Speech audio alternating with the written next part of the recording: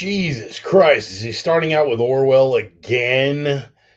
Well, yeah, he kind of is. See, the thing about George Orwell is he had so much to say about language, particularly language as it is manipulated as a weapon of thought control. How fitting, how ironic, and indeed how pathetic that the political left considers Orwell one of their own and consistently overuse and misuse the term Orwellian when they, in fact, have become the masters of manipulating language as a weapon of thought control. Got a couple of good ones here to start out with. One of my personal favorites, the great enemy of clear language is insincerity. Now, you guys know I can tolerate a lot of things. Insincerity and sanctimony are not among them. The great enemy of clear language is insincerity. When there is a gap between one's real and one's declared aims, one turns, as it were, instinctively to long words and exhausted idioms like a cuttlefish squirting out ink. Oh, Orwell, you were something. Now, today's left, knowing that most of their fawning faithful are low information, low IQ people, aren't really as given to long words as they once were. But those exhausted idioms, boy, they play those out. Ones like, oh, I don't know, peaceful protest, or beating to death talking points about the particular issue of the day. You guys can scrounge through this one. We all know at least one of these guys here. You're a Russian disinformation agent. There aren't that many Nazis. NATO is defensive, yada, yada, yada. But he had a lot more to say about language, particularly on the political front. Political language, said Orwell, is designed to make lies sound truthful and murder respectable, and to give appearance of solidity to pure wind. I I can't think of a single example of that. Can you? Oh, I mean, except for these. Yeah, take a good look through these, where apparently every single place on the planet is heating up faster than every other single place on the planet. We'll play out those tired talking points until people finally believe the climate emergency. How about the ones that they use to try to convince you that this is the behavior of leaders in a war zone? That's right, boys and girls. None other than Vogue magazine did a photo shoot this week of Zelensky and his wife to continue to sell the Ukraine narrative. This has got to be above and beyond the most insane thing that I have ever seen.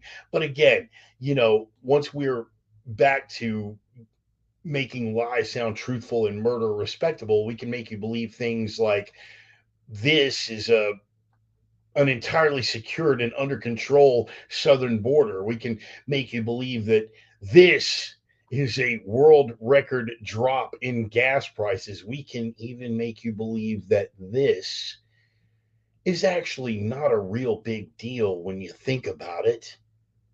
That, by the way, was what we discussed last week, Zeldin being attacked on stage. This is the Republican frontrunner for the governor of New York being attacked and attempted to be stabbed on stage live in broad daylight. The assailant in question here was released 3 hours later on a personal recognizance bond without having to pay a single dime in bail. Now, the feds, after popular outcry, finally charged him with something federal and took him back into custody. But the fact that it even got to that point, I think we could tell that Orwell's made his point. But as usual, he had plenty more to say. We've been over this one before. If thought corrupts language, language can also corrupt thought. That's how you convince people that this is an assault weapon, that this is a hero, that this is a domestic terrorist and an existential threat to democracy, and that this is obviously a personification of white supremacy in all of its insidious forms. I swear, man, sometimes the bullshit piles up so fast you need wings to stay above it. But if you can't come up with wings, sometimes maybe just a good Heimlich maneuver. Just step in behind a friend who's consuming too much of this mainstream media, squeeze him around the gut until he vomits it. Otherwise, there is a not unrealistic chance that that poor grazer motherfucker could wind up choking to death. The opinions expressed by the Reverend are his own and no one else's on the planet. Not friends, not foes, not supporters, not detractors, not sponsors, and I cannot stress this enough, certainly not employers. They have been adjudicated thought crime in all jurisdictions. Consider yourself warned. They are coming from the heart, they are guided by the mind, and they are guaranteed to choke you with a big, fat dose of turgid, throbbing truth cock. Boys and girls, welcome back. It is time once again for the Sunday sermon. Oh man, we're gonna do a quick roll call, see if one of the usual suspects are on board. We got some fun stuff to cover, man. Some guys are gonna be tapering in a little bit late. It's a Sunday, people are working. Here's the drum roll. Taking it kind of easy, man. We went for it last week. Jesus Christ, I was thoroughly exhausted for one.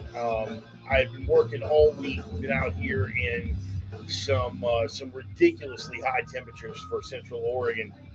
I mean, like 100 plus every day, all last week, and I'm out in it, and I was thoroughly exhausted. I worked all day Sunday before the sermon, came in, had no time to catch a nap or anything, jumped right in, threw some production notes together, and went and like, God, man, I just went and went and went, and like 3 hours in, fatigue starts getting the best of me, and I'm like, man, I'm asleep at the switch, dude. We tried to cover everything that we could, but shit, man, it was crazy. I was in rare form, man. So this week we're going to ease back a little bit, maybe not on the time constraints, but we're just going to go at it a little more casual. Not that anything's changed in terms of how serious the world situation is, but hey, man, I've got some personal reflections to get into at the end of this thing, man, and I don't want to bury it, um, with superficial shit that in the grand scheme of things really isn't that significant. Brother Joel on board as always. And fresh back from Romania, we have Roman and Carrie from opiumtales.com. Happy to see those guys on board. Ray Topolsky, I thought I saw him jump in here somewhere. May have seen him.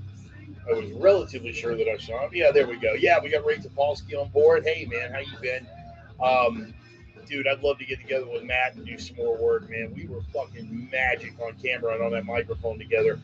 We have talked for years about putting together some stuff in terms of a podcast, but I love what he's doing out there. He's out there fighting the good fight, and he's on some next level shit right now, man. I've seen him running around with some big names.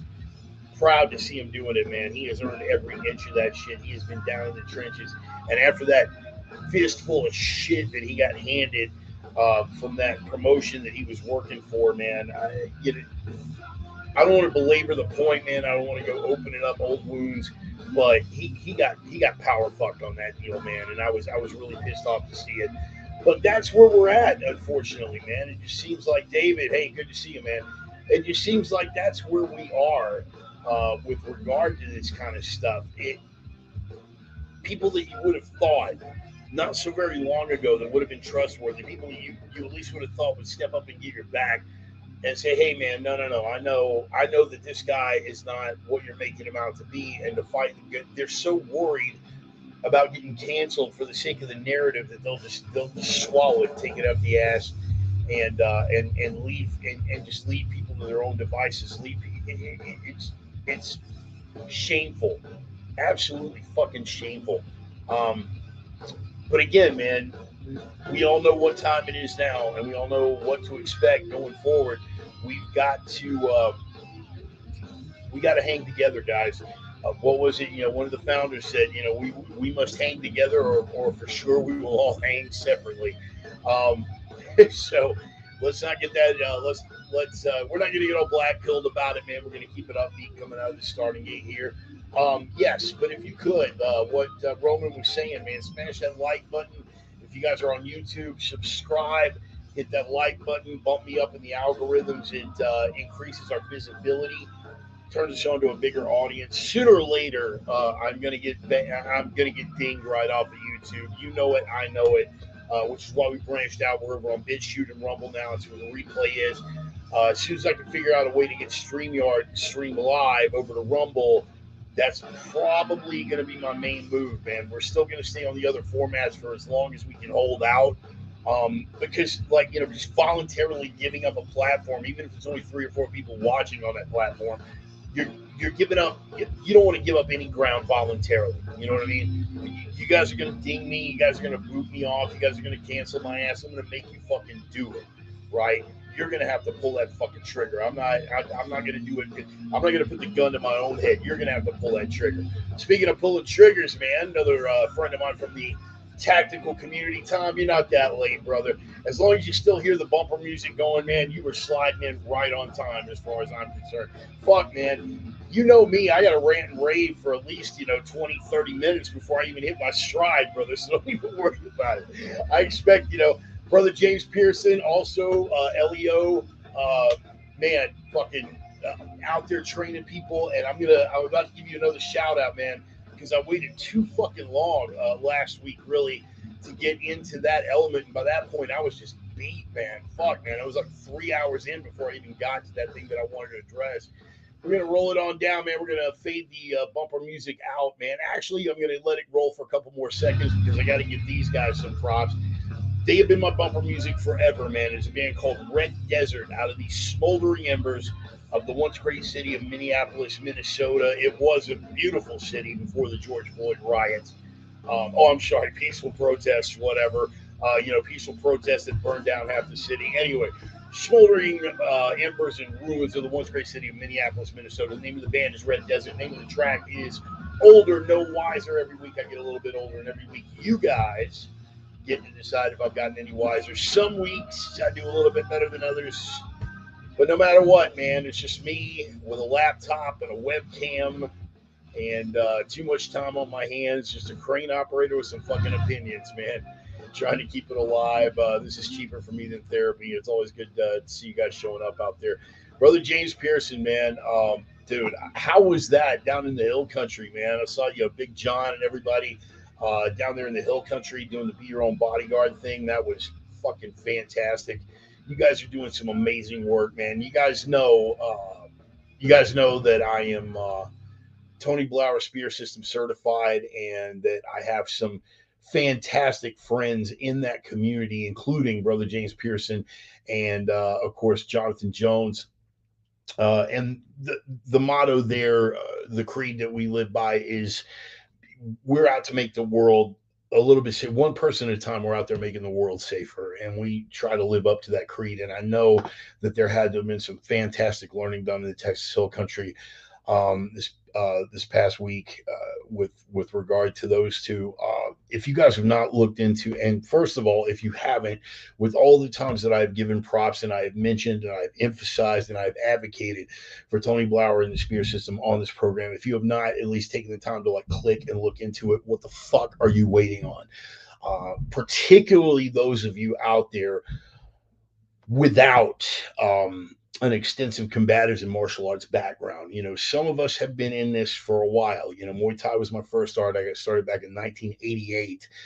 Um, John hit the BYOB. I was training a group in Boston. Holy fuck, man! Flying out of Logan. It's always nice to fly out of one of the 9/11 airports, isn't it? God, man, I can't remember the last time I fucking flew through Logan. Wow. Yeah, fuck. The last time I flew through Logan was when I went up to Uncasville, Connecticut to watch my boy Rico Rodriguez take the heavyweight title from Randy Couture there at Mohegan Sun Casino. So go back and do the homework on whatever year that was. That's how long it's been flown through Logan. Yeah, these guys, and of course, Tom Hollyby, he's got his stuff. You can find him online as well, doing tactical training, making the world a little bit safer, one person at a time. The advocacy for the Spear System is particularly for people who don't have an extensive martial arts background. As I was saying, I got into Muay Thai back in 1988, 89. And I've been in, I've been in martial arts and combatives in one form or another, one capacity or another ever since then. That's decades of work. Not everybody has that luxury. A lot of people late in the game. What I will tell you about the spear system is you were dealing with coarse motor skills. You were dealing with what is instinctively hardwired into the fucking DNA. And for someone who has got no prior experience in any combative systems, I cannot make you. I cannot make a doctor out of you in 6 hours, right?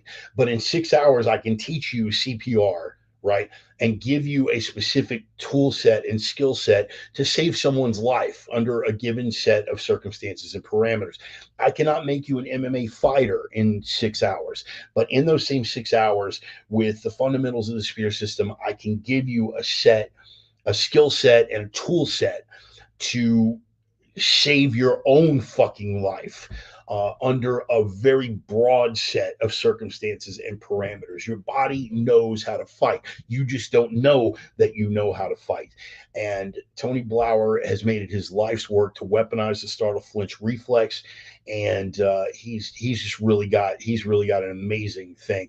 Come on now, even if you know everything, go learn some more. Yeah, definitely, Tom. I'm all with it on that. I'm not rejecting that by any stretch of the imagination. Don't get me wrong, guys. I'm not saying, hey, man, if you got all this background, fuck the spear guys. I mean, they don't know what they're. No, definitely, man. Get out there and do your homework on this stuff and learn it. And even if you don't decide to go the spear route, go with something. Fucking train. I see so many people out there with and guys, we're headed into the home stretch here. Pick your fucking sports analogy. We're headed into the ninth inning. We're headed into the fourth quarter. Whatever, to fucking third period, whatever you fucking hockey lunatics do. Um, we could be up against it. We could be headed into fucking crunch time.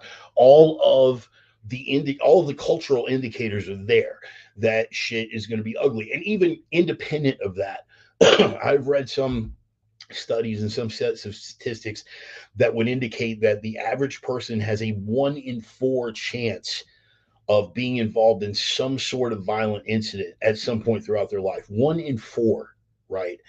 Um, Obviously, that's going to be exponentially higher as the cultural factors start to kick in. When you're dealing with potential food shortages, when you're dealing with civil unrest, potential political upheavals, things like that, that chance gets raised exponentially. And if you're out there and you don't know how to fucking fight, Rogan, God love him. If you've ever hung out with Joe, right?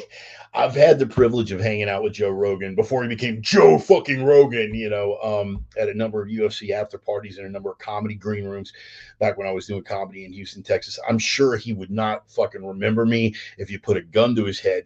But I did have the privilege of hanging out with the guy. Here's one thing I will say with Joe Rogan. When you were hanging out with Joe Rogan, there is one alpha in the fucking room. Spoiler alert, you're not it.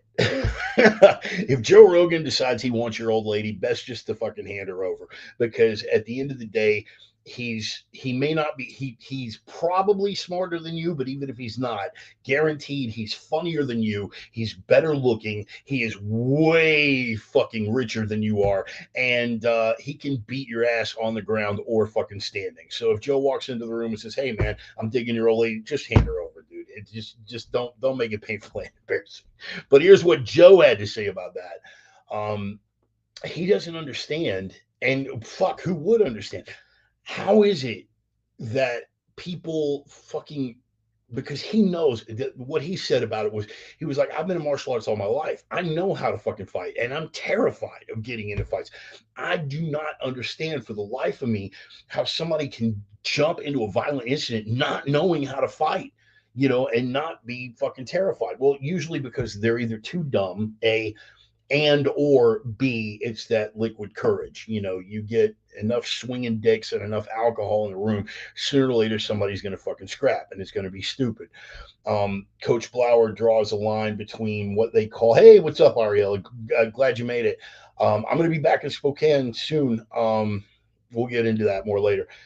Uh, Coach Blauer draws the line between what he calls real world violence and douchebag violence. Douchebag violence is, hey man, you staring at my old lady's ass, man. We're gonna throw dogs, man. Hey, come outside. Shove, shove, scrap, scrap, scrap. Everybody breaks it up. That's douchebag violence. Real fucking violence is when a tweaker is out of his mind in the midst of amphetamine psychosis and walks up on you at an ATM at 3 o'clock in the morning, or whatever. You have something that somebody wants and they decide that they're going to take it by any means at their disposal, and no matter what deterrent you thought you had going, it's not working for you today.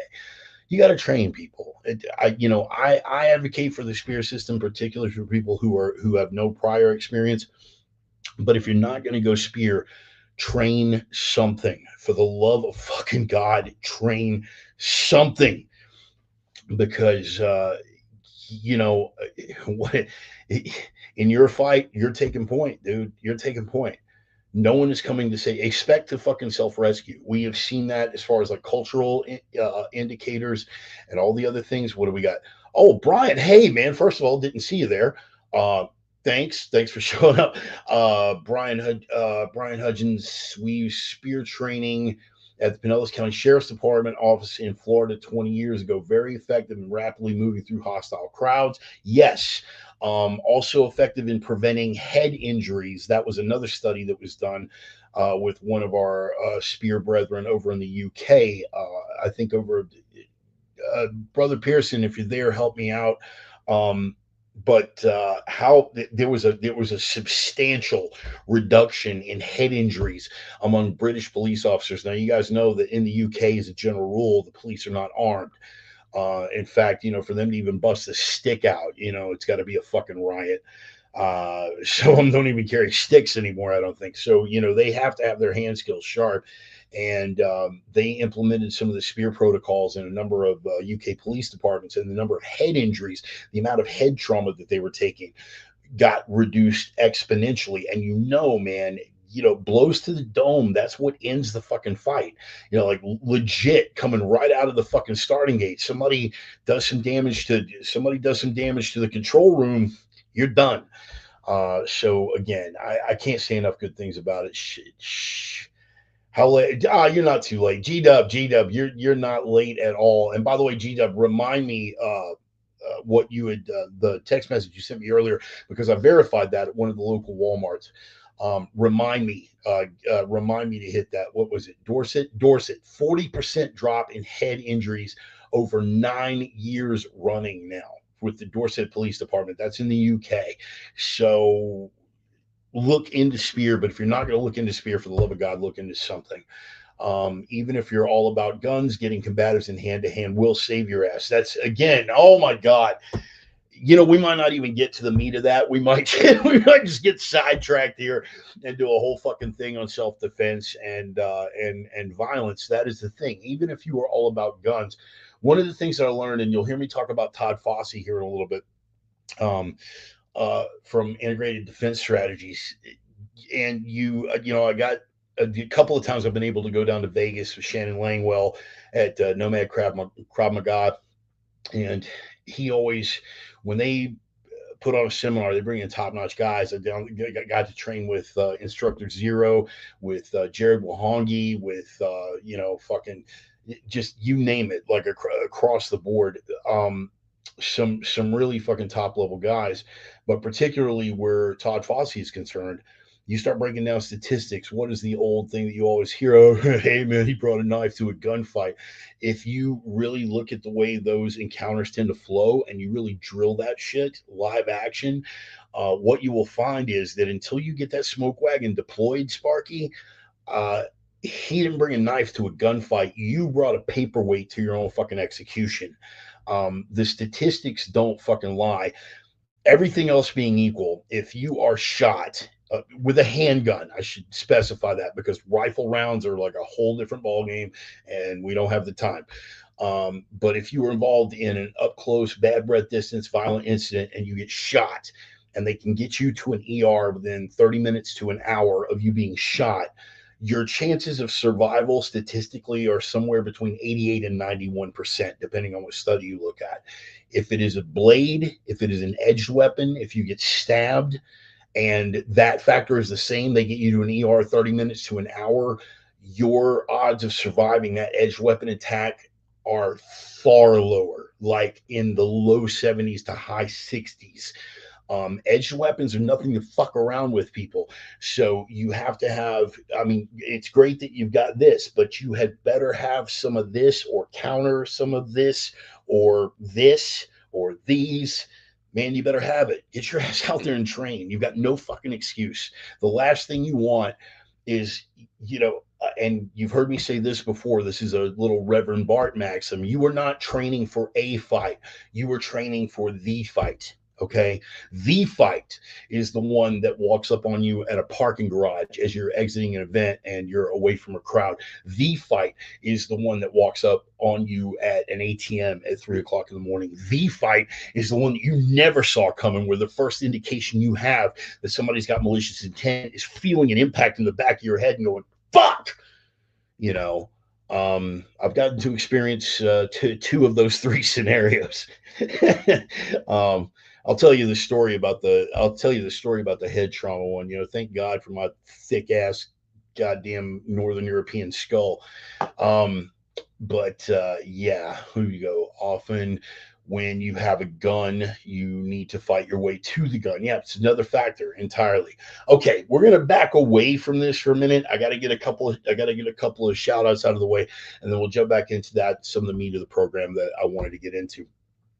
First of all, sponsor shout outs, opiumtales.com. They are the erotic pinups and portraits, people. You will see that we have Roman and his lovely wife, Carrie, back from Romania. They made it back from the former Eastern Bloc country of Romania, where when they get pissed off at leaders, they machine gun them to death on live television on Christmas Day. So big ups to the Romanians. Plus, they make a mean fucking Kalashnikov. I run a couple of fucking Romanians. But yes, Roman and Carrie are back. Big shout out to opiumtales.com. Again, the erotic pinups and portraits, people. Roman has been a creative energy for as long as I've known him, dating all the way back to 1988. We met before the nerve damage took away my ability to fret a chord. We used to play guitar together. We would sit in the garage and do Metallica covers and and that kind of stuff.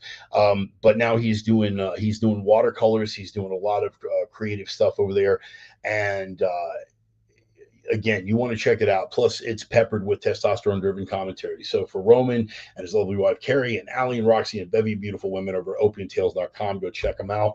Also, my Viking brothers, Casey and Dusty Tellison, Nordic Smoke Barbecue, the only legit barbecue in the Inland Northwest. I will, as I specified earlier, I will be back in the Spokane area very soon, and I will be face first into a plate of fucking ribs from Nordic Smoke Barbecue. Again, these guys they're fantastic fucking people. They've been friends of mine for years. They're also flagship sponsors of the program.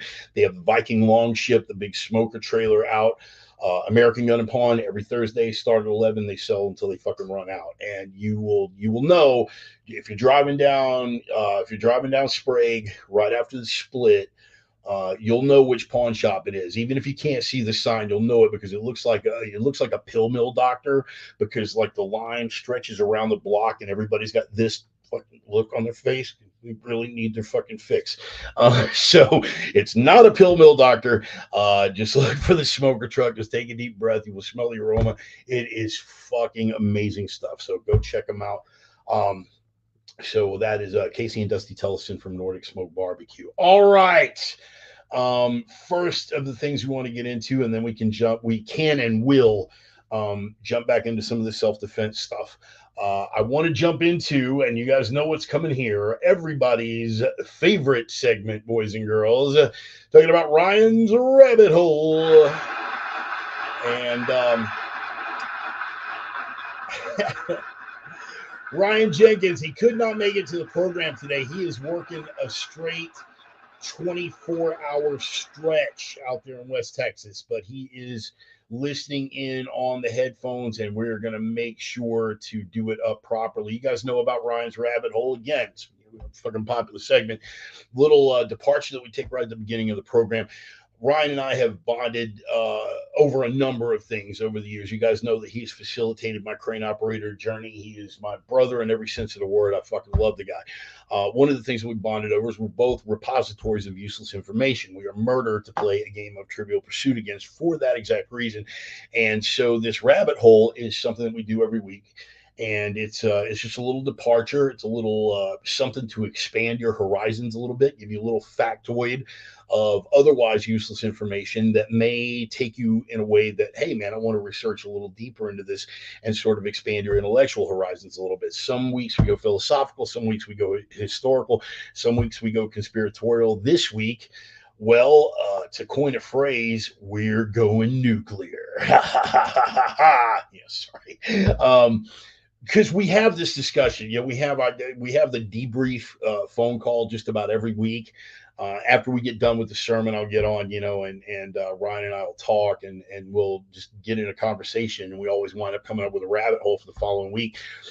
A couple of weeks back, you remember I had mentioned the significance of Oppenheimer's quote. And by the way, while we're on Oppenheimer, Christopher Nolan directing a fucking Oppenheimer pick coming up next fucking year.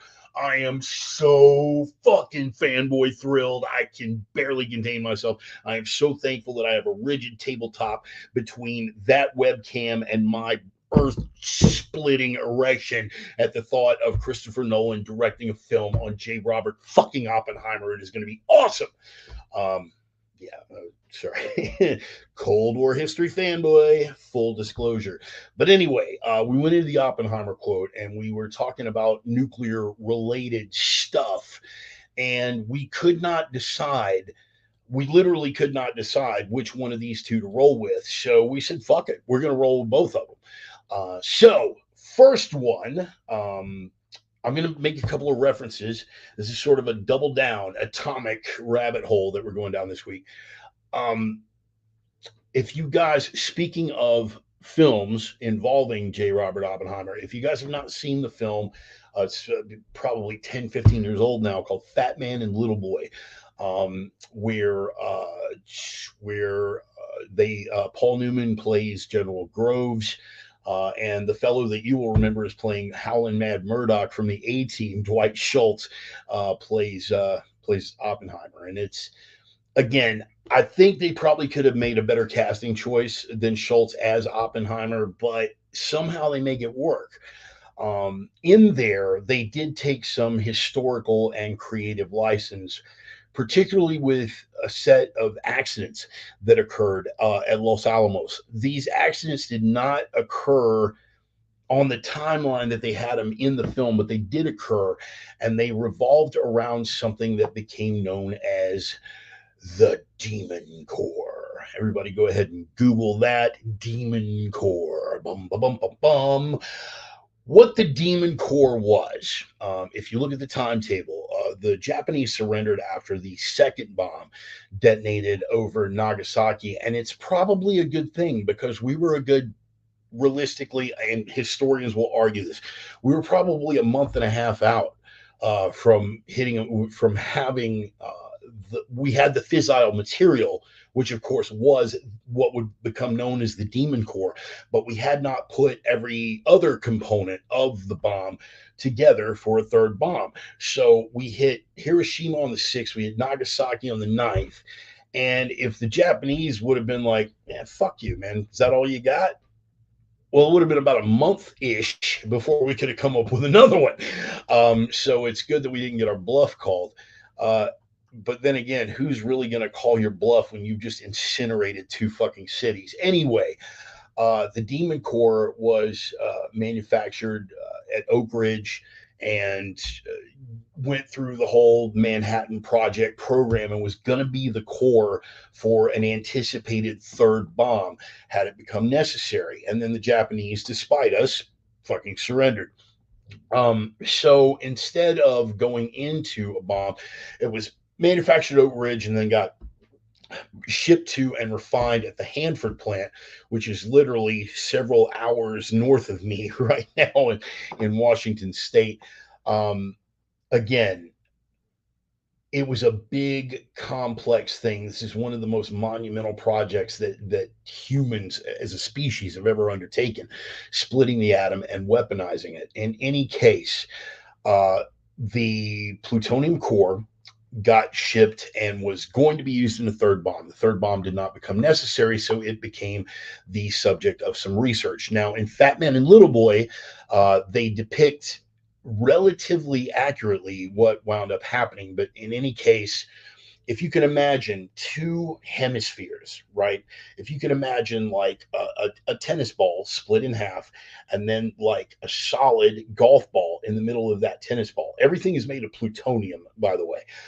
They were testing, to see how close they could get it to critical mass, get it into the threshold of criticality without it going totally fucking nuclear and exploding. The first incident, one of the scientists involved was known to be fairly cavalier about this shit. In fact, Edward Teller, who would later become the father of the hydrogen bomb, said that everybody who works with this guy is probably going to be dead before it's over with because the guy was fucking cavalier. They were stacking tungsten carbide bricks around the core to reflect the neutrons back in. Oopsie, a brick falls over and hits onto the core, and now everything's touching. And so it's getting all glowy, and we're about to have a big vapor cloud and a fucking hole in the ground in the New Mexico desert. He had no choice. There was no time to react with any sort of mechanical implement. So he reached in and grabbed the brick and pulled it off. You can imagine the level of radiation that we're talking about here. And he died. That was Harry Daglin. Harry Daglin was the scientist that died in that incident. The second incident took place a year later with this same fucking core, this exact same core. And there were a number. The further you go down this rabbit hole, you will see a whole lot of weird synchronicities around this particular core. They called it the demon core because it's almost as if it were cursed. But Louis Slotin, who was another physicist who worked on the Manhattan Project, and this was the one that was depicted in Fat Man and Little Boy. It was an accurate depiction. It just didn't happen in that time frame. It actually, the incident itself happened little over right at a year later, give or take a couple of months. But again, same thing. We're trying to see how close we can get it. We're trying to see how close we can get it. And he was using a screwdriver from behind, again, from behind this tungsten carbide bricks. He's using a screwdriver to keep the two pieces apart. And he oopsied with the screwdriver, just oopsied. And the whole room glowed blue. He knew exactly. He had no fucking time. And without hesitating, he reached in and grabbed the top hemisphere with his bare fucking hand, pulled it off, and chucked it off to the side. Again, astronomical levels of radiation. And he had the wherewithal in that moment. After he threw it, he was like, everybody freeze where you are. Everybody, all the other physicists that were in the room, he said, everybody freeze where you are. And he went over to the blackboard and he got chalk and he threw chalk to everyone. He said, everybody mark where you are on the floor and then get the fuck out of here. And so all the other physicists marked their spot on the floor and they all fucking left. And he sat in there until like 2 o'clock in the morning doing calculations on the blackboard, determining the dosage that everybody had received, and basically came to the conclusion. He was like, yep, everybody else is going to make it except me. What fucking balls. I mean, an amazing goddamn story just in and of itself. But there are so many little synchronicities and weird fucking events surrounding the processing and the testing and the disposal of this fucking core. So I want you to go down that rabbit hole. Demon core. That is your search engine term. You're gonna look into the demon core. You don't want to check that out. Don't worry, demon core still took some lives. Look it up. Yes, it did. Didn't that fucker kill half a day? Yeah. And there you go, man. There you go. But yeah, over the course of it, yeah, there were many deaths related to the demon core. So scientists just kept, it wasn't cursed. They just kept fucking, yeah, fuck around. Yeah, it was fuck around and find out, but on a nuclear level. So that's pretty good assessment there, G-Dub. So yeah, that is phase number 1 of your atomic rabbit hole. Now, here's phase 2.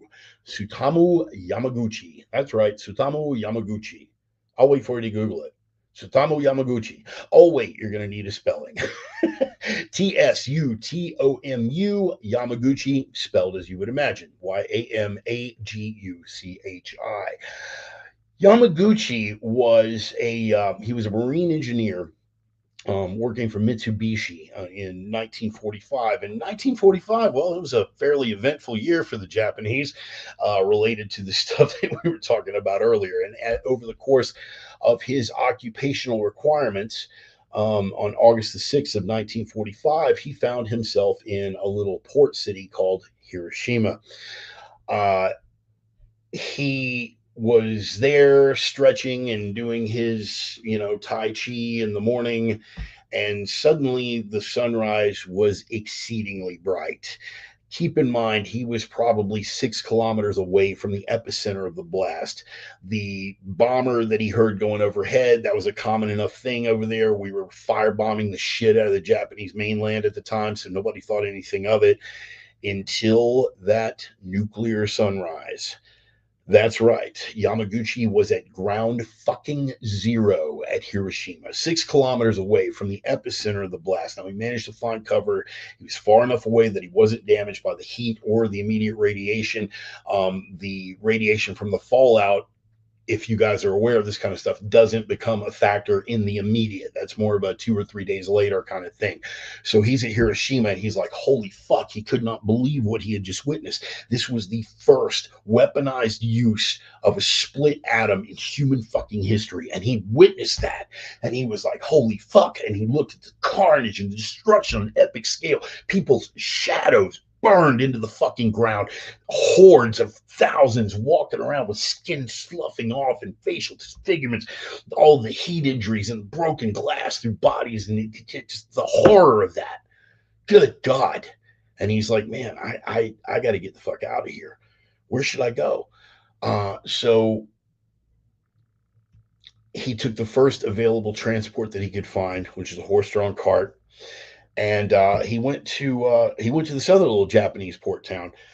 You might have heard of it. It's called Nagasaki. I'll wait. Yeah. Yamaguchi witnessed what had just happened at Hiroshima, and he's like, man, fuck, I got to get out of here.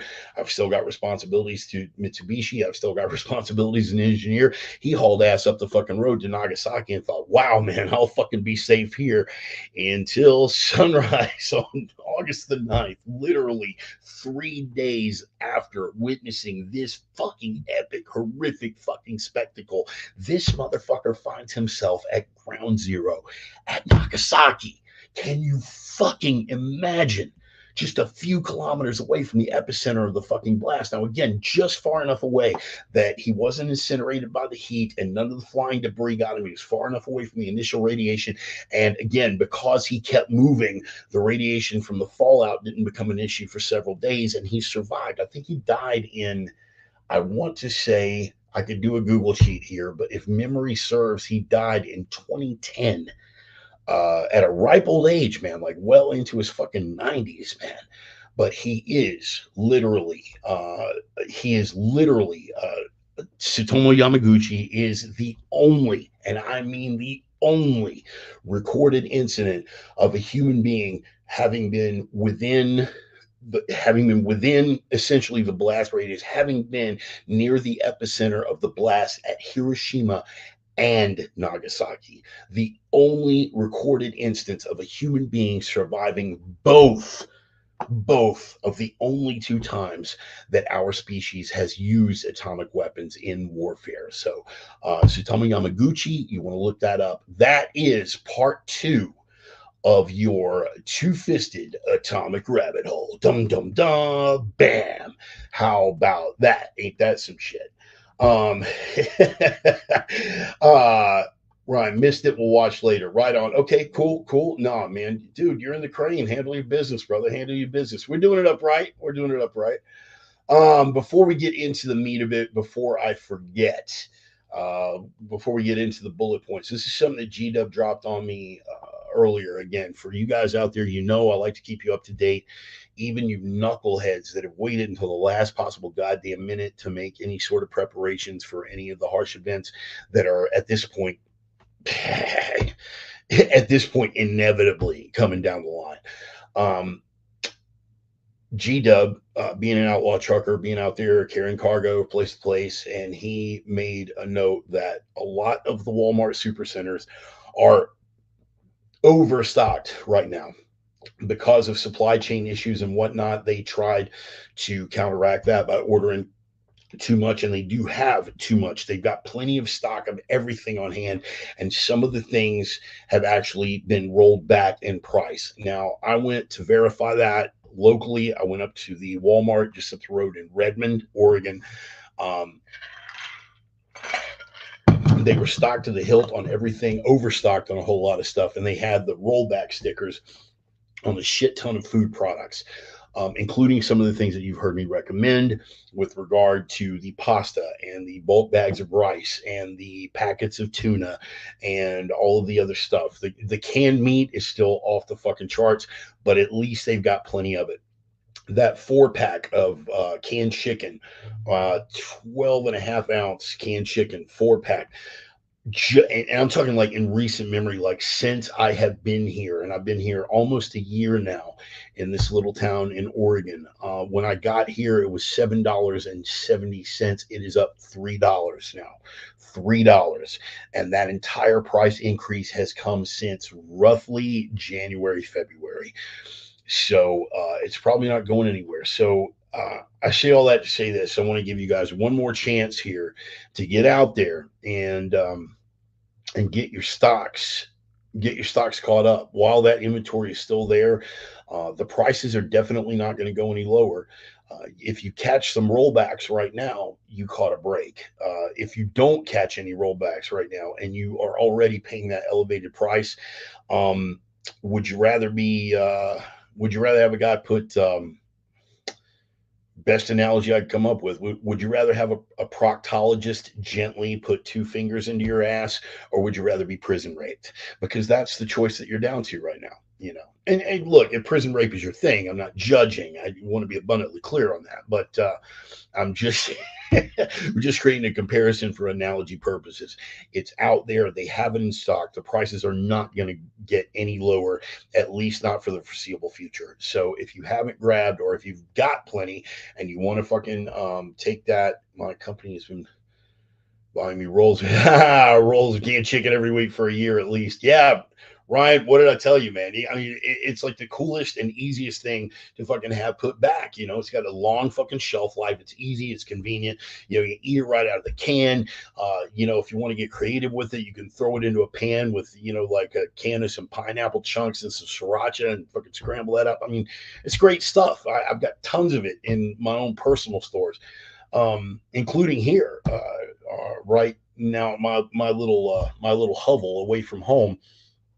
So that's it. What do we got, G Dub? Big bags of flour, salt, sugar, cornmeal, canned meats. Load up, vacuum pack that stuff and store it. Yeah, you know, G Dub, I'm with you on that. The Particularly salt and sugar. Okay, for the average grazer, salt and sugar are going to be the most important because it's basically just going to add to whatever the else they can come up with. It'll be good to have salt to put on whatever flavorless shit they can come up with. It'll be good to have sugar to put on their oatmeal or whatever cold gruel, you know, they're eating from a government handout.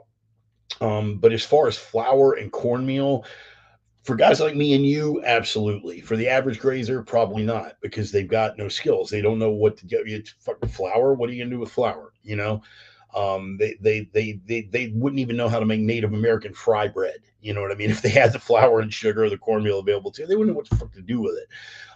But salt and sugar, definitely.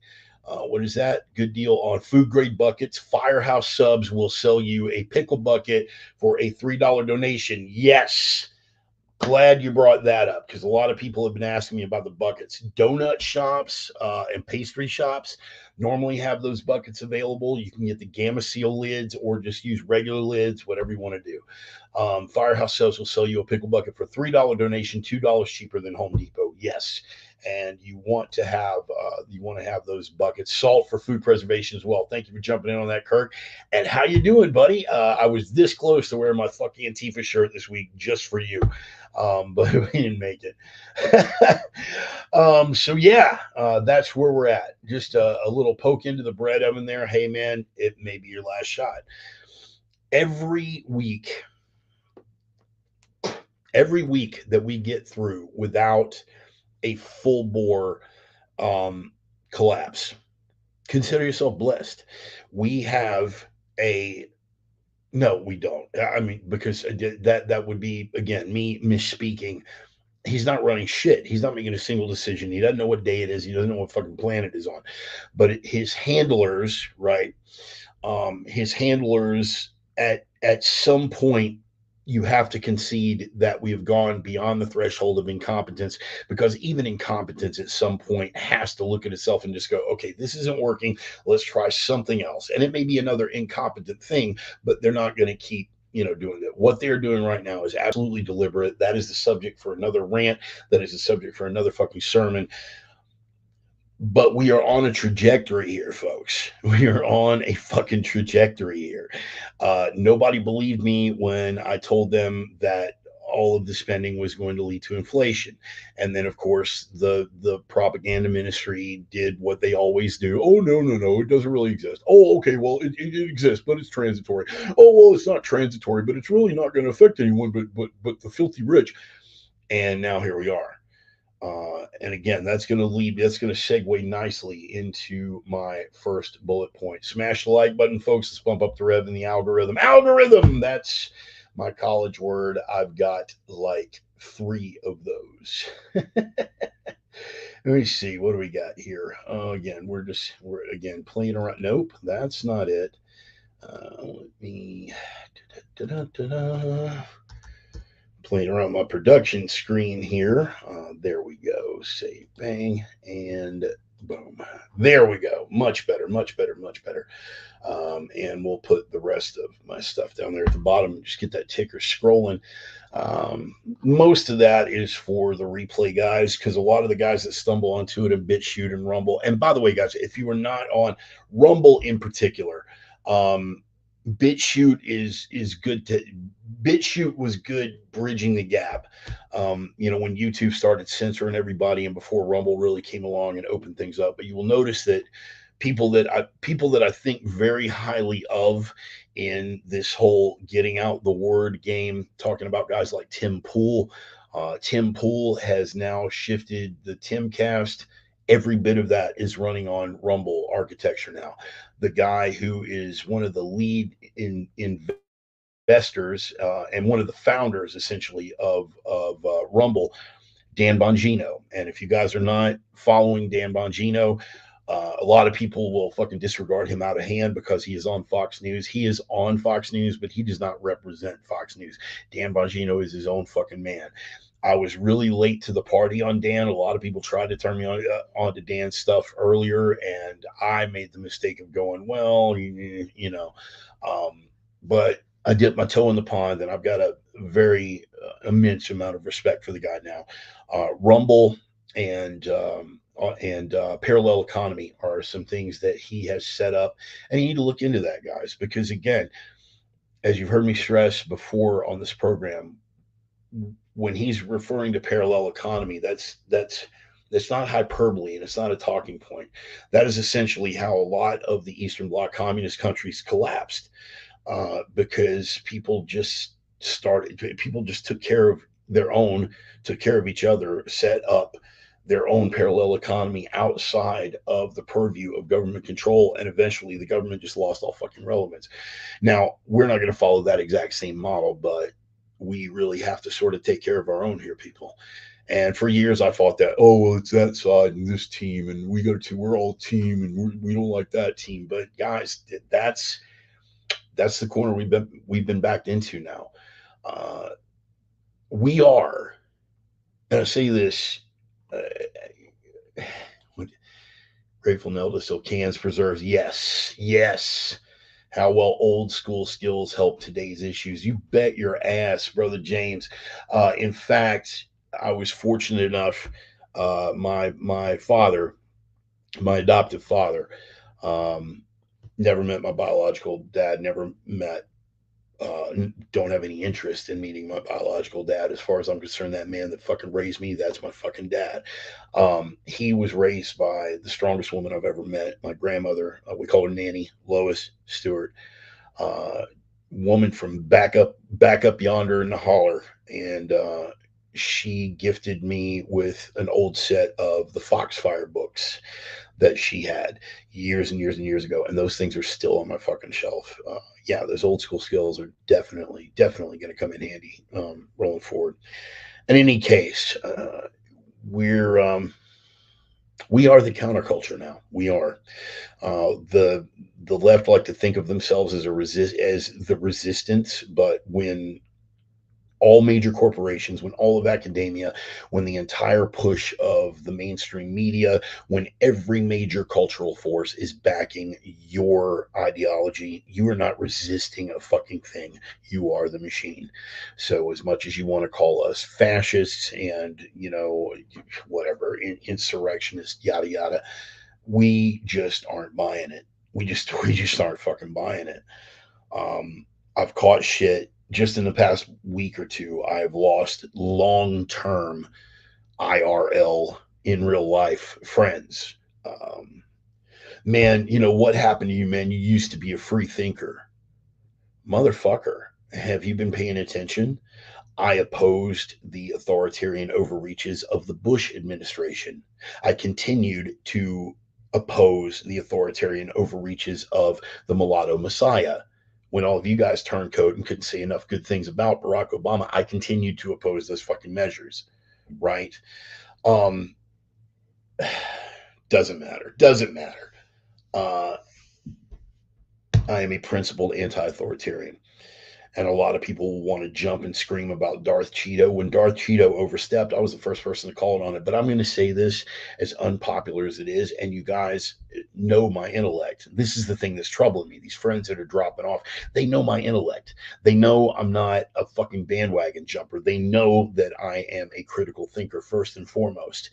And when I make the observation that I saw fewer, and they were there and I called them out, but I saw fewer overreaches in terms of constitutionality with Darth Cheeto than I had with his three fucking predecessors at the very least. In fact, in fact, he proposed and got shot down on what would have been the only constitutional use of United States troops since the fucking Reagan era, when he was talking about putting troops on the fucking border. That would have been the only constitutional use of the United States military that has happened since the Reagan era.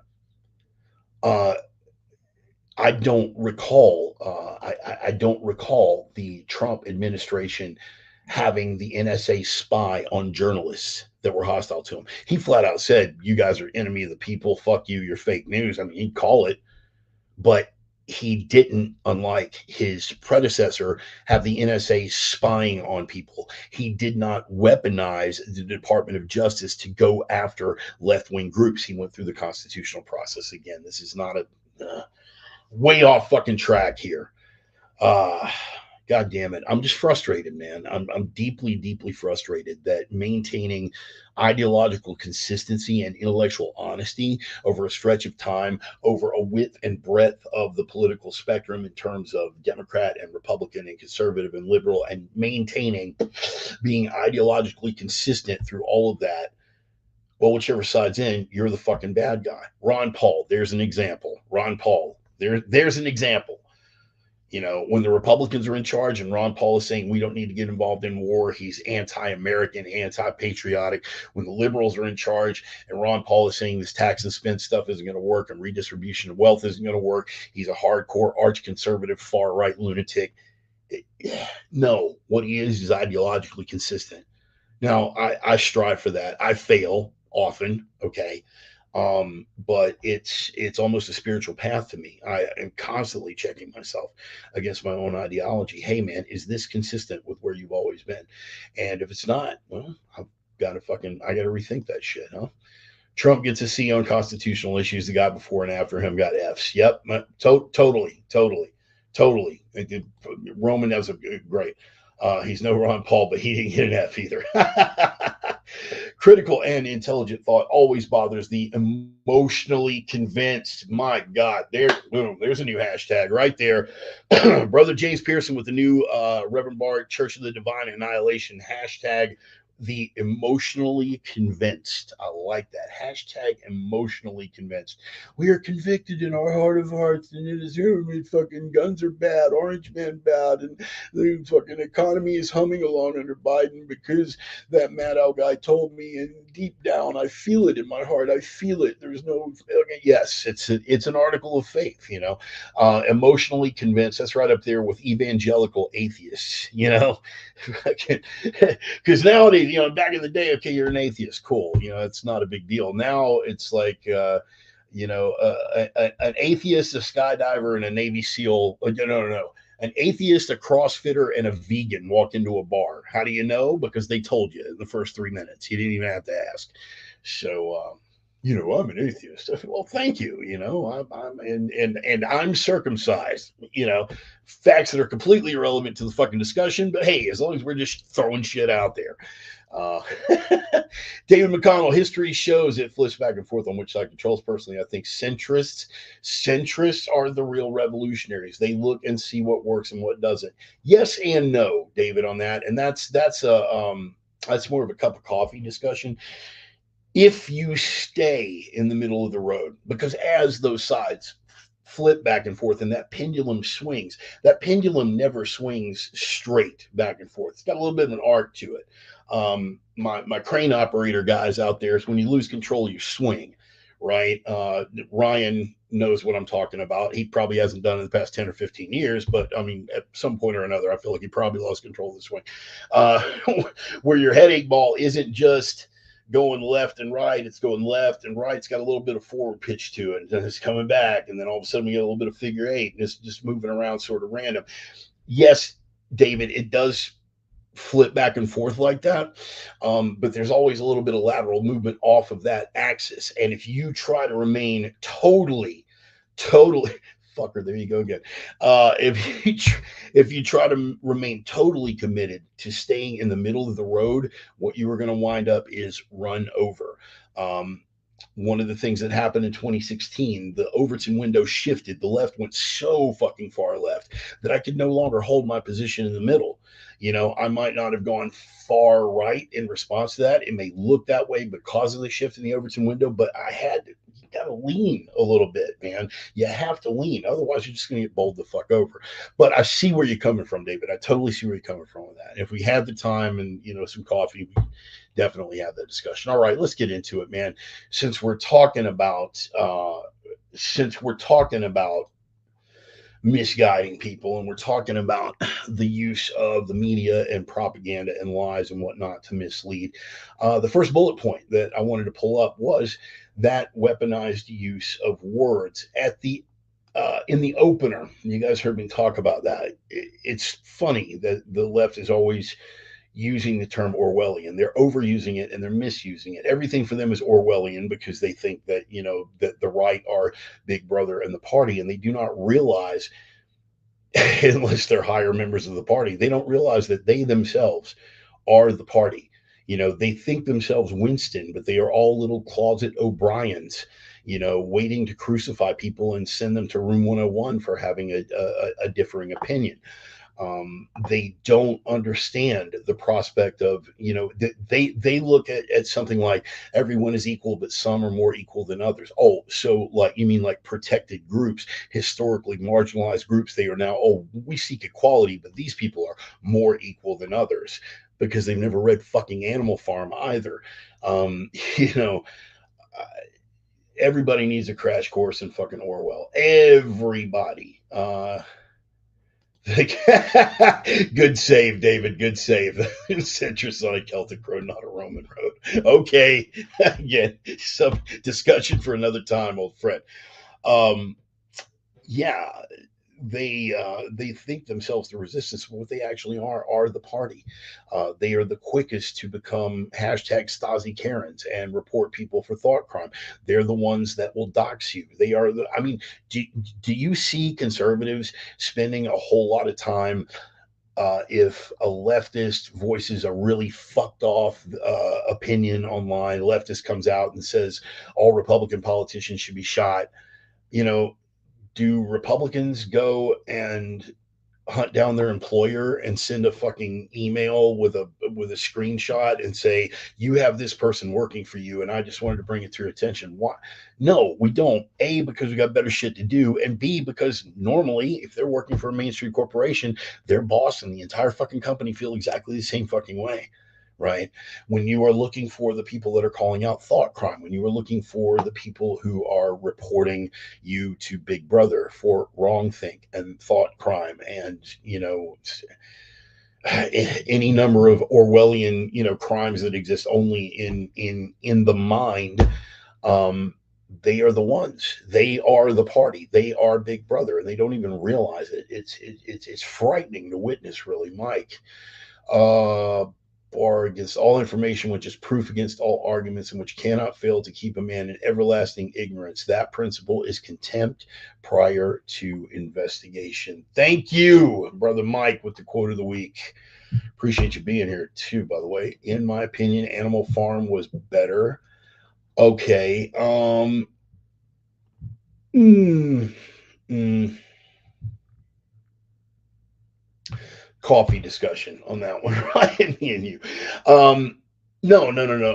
Animal Farm was better in a whole lot of fucking ways. And by the way, there is a 1950s animated version of Animal Farm. They did a live action one. TBS did a live action one back in, I think, 1999 that was but go back and find the old animated Animal Farm from the 1950s. If you don't feel like reading the book, and it's a short read, all of these are short read. 1984 is a short read, easy reads. But if you don't feel like it, you need to watch the 1950s animated version of Animal Farm, okay? And you need to watch the 1984 film 1984 with William Hurt as Winston, and it was that was a phenomenal piece of work. That was Burton's last role, I think, too. Richard Burton. Don't worry about it. Look into that. See the 1984 film version of 1984 and the 1950s animated edition of Animal Farm. Check that out if you don't feel like reading the book. Yeah. In a world of convinced leftists and right wing, the realist is a rarity. Country of the blind, the one-eyed man is king. Is that not a fact? Tom Hollyby, the left takes that approach because they are the civilized people. They cancel because they don't want their skulls split. Yeah, getting back to that old maxim. Yeah, fucking civilized people will be considerably more ruthless and rude because they don't feel, fucking, what did Mike Tyson say?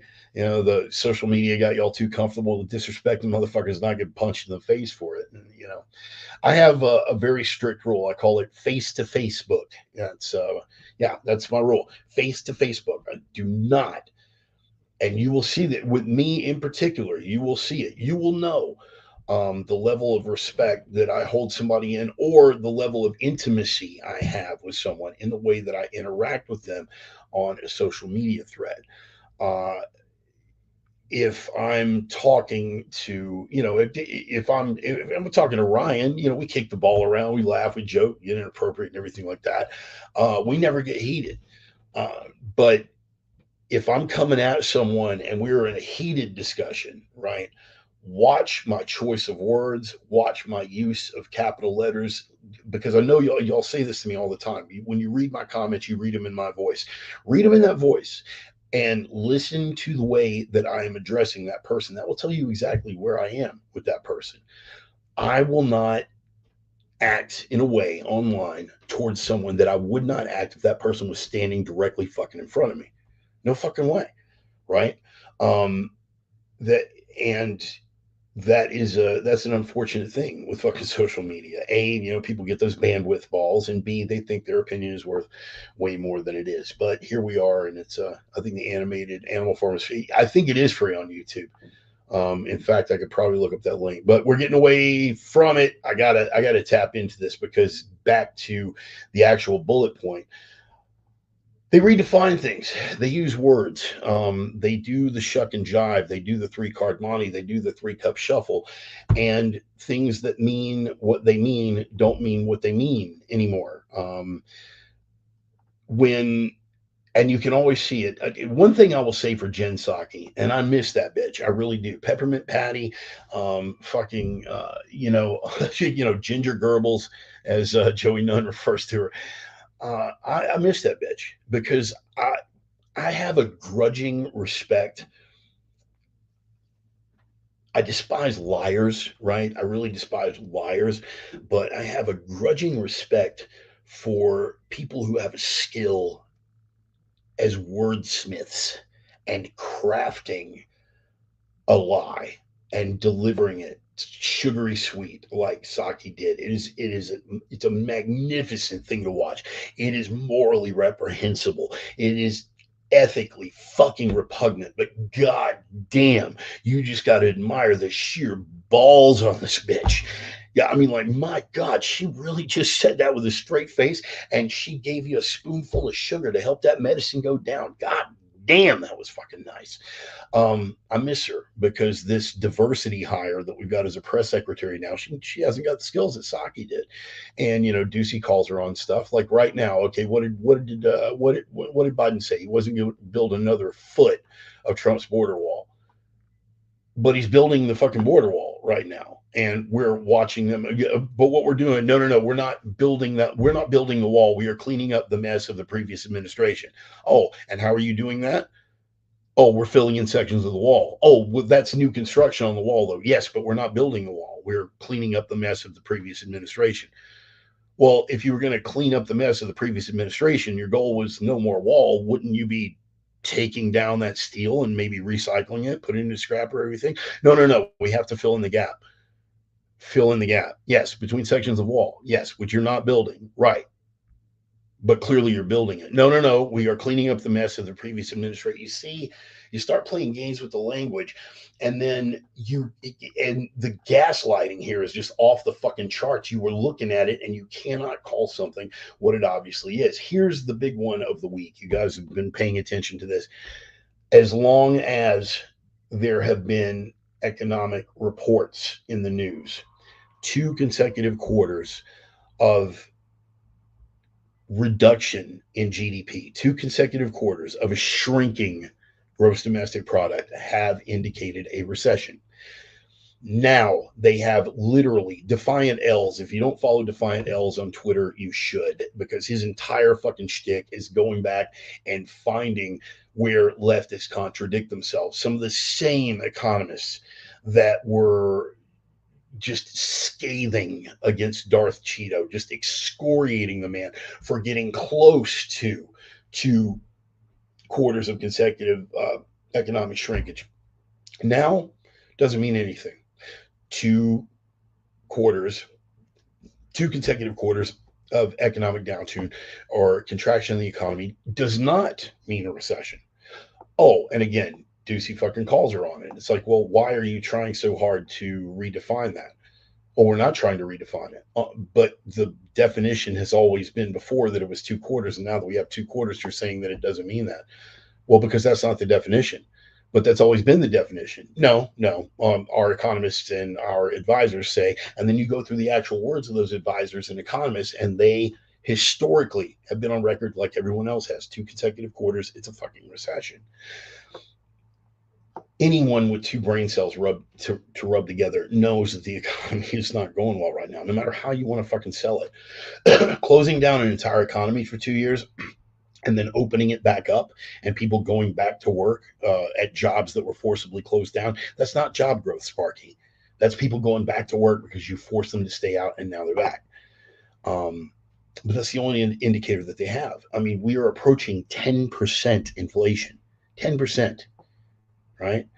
The last time we had inflation like that, I was in sixth grade, 5th and 6th grade. I'm an old motherfucker, so what does that tell you? Yeah, 5th and 6th grade, man. 1981. We have not seen inflation like this since 1981. It was a backlash of the fucking Carter era.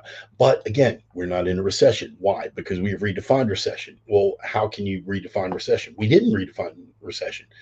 Oh, wait a minute. What about that? No, because that's not the definition. But it always has been the definition. Yes, but it's not. So we're not in a recession. No, we're not in a recession. Even though we've got the two consecutive quarters, even though gas prices are through the fucking roof, even though inflation is approaching 10%, we are in a humming economy. Best economy that's ever fucking been. And if you don't believe it, you must be crazy. I mean, all the important people are telling you that that's what it is. You understand how they're playing games with the words. As you have constantly heard me say, you control the stimulus, you control the response. You control the perception, you control the fucking reality. This is the Prime Minister of New Zealand, Jacinda Ardern. And I want you to hear, she is basically saying the quiet part out loud. What did we just have that got shot down here in the United States? The Biden administration tried to pass a disinformation ministry. Basically, that is a nice way of saying, the same way they do with the fact checkers, that anything that doesn't serve our political narrative, we are going to label it misinformation or wrong think or thought crime. Yeah, it's a de facto ministry of truth. In New Zealand, Jacinda Ardern basically says the quiet part out loud. You can trust us as a source of that information. You can also trust the Director General of Health and the Ministry of Health. For that information, do feel free to visit at any time to clarify any rumour you may hear, covid19.govt.nz. Otherwise, dismiss anything else. We will continue to be your single source of truth. We will ponder that. Dismiss anything else. We will continue to be your single source of truth. Provide information frequently.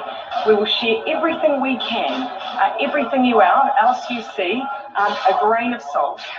And so I really ask people to focus. The most egregious example of that appears to be this text which originated in the... Ponder that. We will continue to be your single source of truth.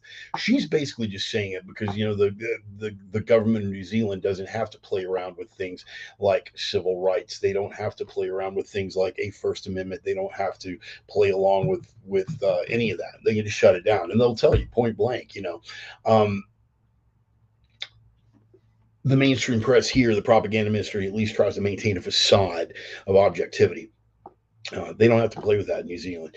They are essentially doing, look what these other countries are doing, because what these other countries are doing is exactly what they want to do here. Globalist is a part of the Great Reset. When you see her saying that out loud in New Zealand, we are your one source of truth. We will continue to be your only source of truth. Anything else is a lie. That's essentially what they wanted to do with the disinformation ministry over here. When you look at the things that Trudeau is doing, fucking locking things down, enforcing vaccine mandates, and putting all sorts of travel passports and restrictions on, these are the things that they want to do here. And the only thing stopping them is pressure from the electorate and the fact that there is a point, you wouldn't catch the indication by how complacent we were through the pandemic, but there is a point past which the people of the United States will not be pushed. Yes, there was a whole lot of confidence that we lost in that maxim during the COVID pandemic. A whole lot of people did roll over and play dead, but you'll notice that eventually even the grazers, they're over it. When they tried to run the monkeypox thing, yes, you've got the fawning faithful that are still double masking when driving in a car by themselves. That you can't reach people like that. But as a general rule, the American public is done. They come back with that mask mandate, let alone vaccine mandates again, and they're going to be like, dude, go fuck yourself. We're over it. You can only milk that fear for so long. Brother James Pearson and I have discussed that. Can't play that age card with me in the room, and I still got a few rounds of me. Yes, that's true. Very fucking true. Again, those are the ways that they manipulate. To use that language as a weapon to gaslight you. And the main weapon that they have, and I'm gonna end with this, the main weapon that they have is that verbal guilt. They will make a statement that is clearly designed to elicit a specific response. And if you step outside the narrative, you are racist, sexist, misogynist, homophobe, whatever. They will guilt you into not stepping outside the narrative. You say something that is actual and factual and factually correct and demonstrable and provable. Demonstrable is my college word. I got like three of those. Um, you make these statements. It is an absolute factual statement. You can document it. You got plenty of shit to fucking back it up. You can. It's a fucking truth. It is an objective truth. But if you say it, they're gonna make you feel guilty about it. We got to fade with that, people. We got to start speaking. We got to start speaking when they buck back. Well, don't you think that's offensive? Don't you think that's insensitive? I don't care. I don't fucking care. Guys, I run hot and cold on Matt Gaetz. But I got to give him props for this one, man. I have to give him props. I just had to play this fucking soundbite. Guys, we've seen since the Roe v. Wade thing, we've seen the protests. And, the women who are talking about being on a sex strike, they were in no danger of getting laid in the first fucking place. Not by any civilized human. I would sooner fuck a triple amputee burn victim. Um, anyway, you've seen the demographic that turns out for that. Just the North American huffamoose in her native fucking habitat. It's abhorrent. And Matt Gaetz basically fucking called it out, and they tried the gotcha moment. They tried to fucking brace him on it, and thought that he was going to hem and haw, and they were going to have a happy little soundbite. And dude, think what you want about Matt Gaetz on any other level, but this was fucking beautiful. Is it safe to say that based off of your comments, you're suggesting that these women at these abortion rallies are ugly and overweight? Yes. What do you say to people who think that those comments are offensive? Be offended. Mm-hmm. Is it brilliant? That's how you handle it, boys and girls. That's how you handle it. Because at the end of the day, they are going to feel that way about you anyway. Apologies to this fucking cancel crowd. You've heard me say it before, and I've got a mountain of empirical evidence to back it up. It's like blood in the water for fucking sharks. Stop fucking hemming and hawing. They already are going to paint you as a scumbag. Doesn't matter. You disagree with them, you are getting painted as a scumbag. That is how you will be treated, is how you will be addressed, is how you will be presented. Okay? You have nothing to gain by hemming and hawing. So you said that these women turn out these demonstrations are fat and unattractive? Yes. What about the people who are offended by that? Be offended. That is the way you address everything. Everything. Don't give an inch anymore, guys. They are at their breaking point. Their narrative is completely fucking falling apart. They have lost the moral high ground. They have lost the support. They have lost the faith. They have lost even the relevance and understanding when it comes to the American people looking at it. They have, they are on the outs, man. They've got nothing in common with ordinary Joe and Jane blue collar American anymore. Nothing. So the guilt trip thing, why are we letting it hang over our heads anymore? It's not like it's going to win them back. It's not like it's going to win them back. The line in the sand's already been drawn. Stop. Be that asshole. Be that asshole. Embrace that inner asshole. Not in that broke back, going to give you monkeypox kind of way, but you know what I'm saying. Don't let that shit fucking trouble you anymore. Oh my God, you really just said that? You said that they're fat? And yes, I said they're fat and fucking unattractive. It's a goddamn fact. Oh my God, did you really? And I got in some shit for this on my personal page earlier in the week, and somebody stepped me with regard to something I had said about the homeless encampment there in fucking Spokane. And I was like, or we could just call it a napalm airstrike. And somebody wanted another thread. Oh my God, he's suggesting mass murder and fucking napalm. You really suggested mass murder for only? Yes, I absolutely suggested that. Why? Because I mean it. Now, granted, not everybody out there is going to feel as extreme about it as I do. I'm a homeowner in that region. I see what the violent crime and the drugs and the fentanyl and the fucking meth and the property theft and the violence is doing in that. So yes, I am personally vested in it, and I would not lose any sleep at all. I would not lose any sleep at all if somebody just circled that fucking entire camp, if somebody poured foo gas around the entire fucking perimeter, foo gas, look it up, it's improvised napalm, I'll get back to you. If somebody poured foo gas across the entire fucking perimeter of that place and set fucking propane tanks every fucking 10 feet and detonated that son of a bitch, scorched every one of them, let them fucking run around howling and fucking howling like human torches, for 2 minutes until they finally fucking burned up, I wouldn't lose a bit of fucking sleep. Not one. Not fucking one. That's just where I'm at with it. My sympathy gland is all fucking dried up, dude. Squeeze it all you want. You're not getting another fucking drop. So fuck these people. Fuck these miscreants. The youths that keep assaulting fucking police officers in fucking big cities, and the people from the neighborhood, equal opportunity asshole situation, and the people from the neighborhood fucking pull these scumbags out of the grasp of fucking police when they know these guys are scumbags and lawbreakers. When you've got a 16-year-old who's out on 2 fucking violent felonies, assaults a fucking police officer, and is released again on a fucking PR bond, handed over to a juvenile court. He's already got a rap sheet as long as your arm. He's fucking 16 goddamn years old. That's not a fucking child. Stop it. No, I don't sympathize with these people anymore. I don't sympathize with a goddamn one of them. Oh, he will be bail inequities and fucking sentencing. I don't fucking care, man. I don't fucking care. You take a look at them. Well, what about the people that are suffering in Ukraine? I don't fucking care. I don't care. We got to get really, really accustomed to not letting those words fucking shape the way we feel about shit. I don't care. You're not getting my sympathy. You're not. And you're not getting 1 ounce of fucking backpedaling out of me just by trying to hold me emotionally hostage because what I'm saying may offend your delicate sensibilities. I don't fucking care. I don't care. If you think I'm saying this to be hyperbolic or to get fucking clicks, you guys know me longer and better than that. I don't give a fuck. I'm beyond it. G-Dub, after seeing a homeless woman take a shit in front of St. Joseph's in Houston the other day while the cops did nothing, I don't have a need for them. There you go, man. There you go. Imagine having a camp. Well, in Houston, you've seen they got camps down there too, man. But literally a 20 square block area that is literally owned by the Washington Department of Transportation.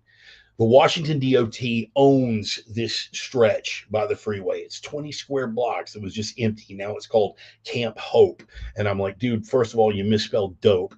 You misspelled hopeless, whatever. But it's a 20 square block fucking tent camp with all these predatory miscreant scumbags. They're out there shooting dope in broad fucking daylight, piles of fucking human feces. And what does the city do? Instead of fucking clearing them out, the city goes and puts porta cans out there. And this week, they put up a shade tent and a cooling station because it's hot outside.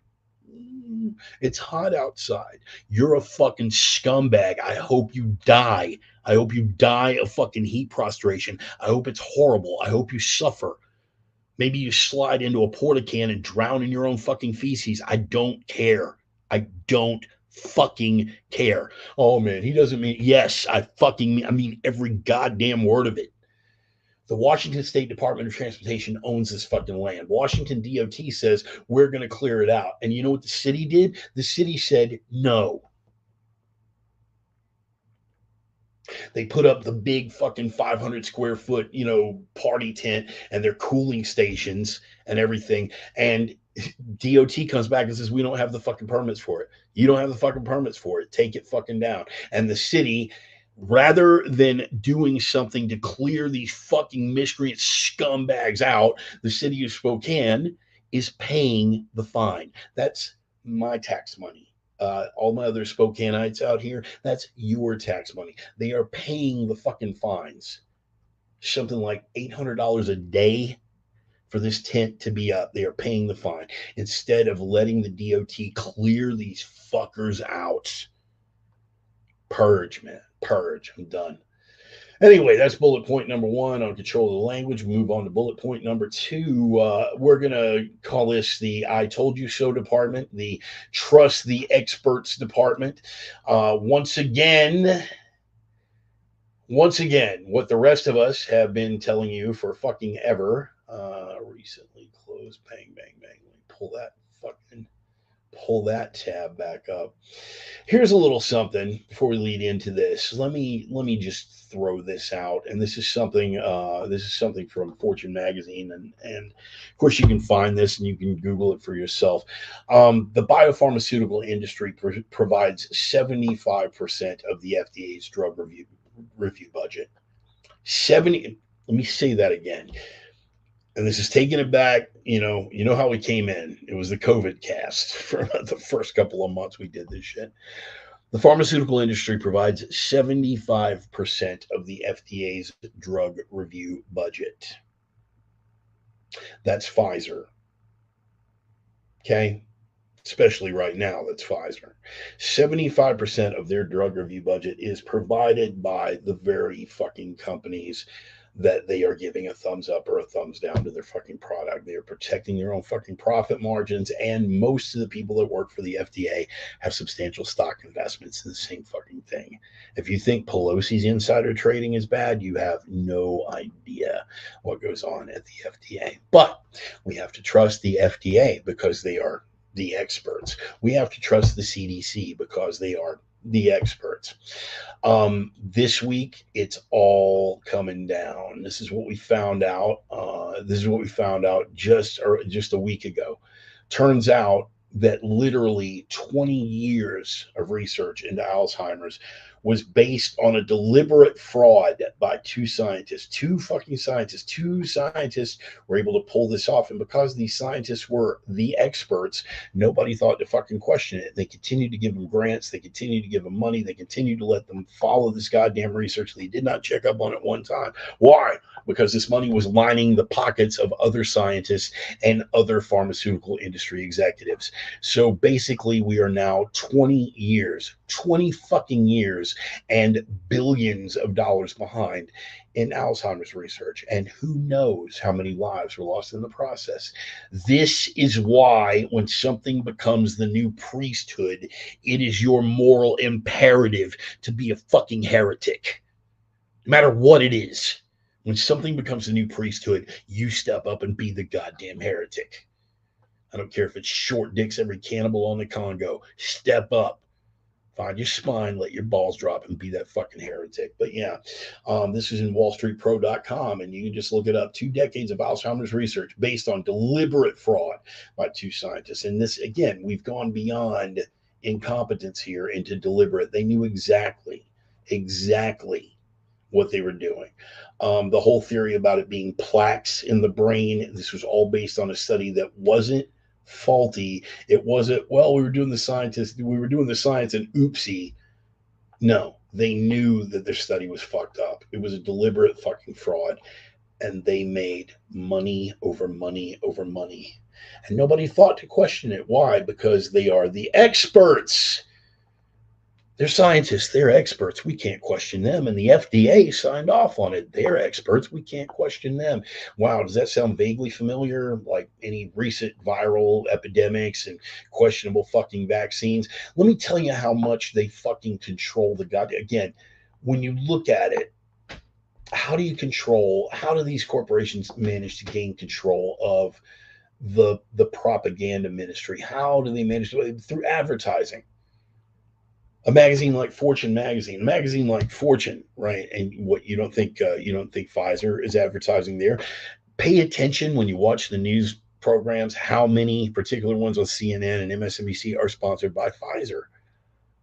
So of course they carry the party line. This is how far it's gone with Fortune magazine.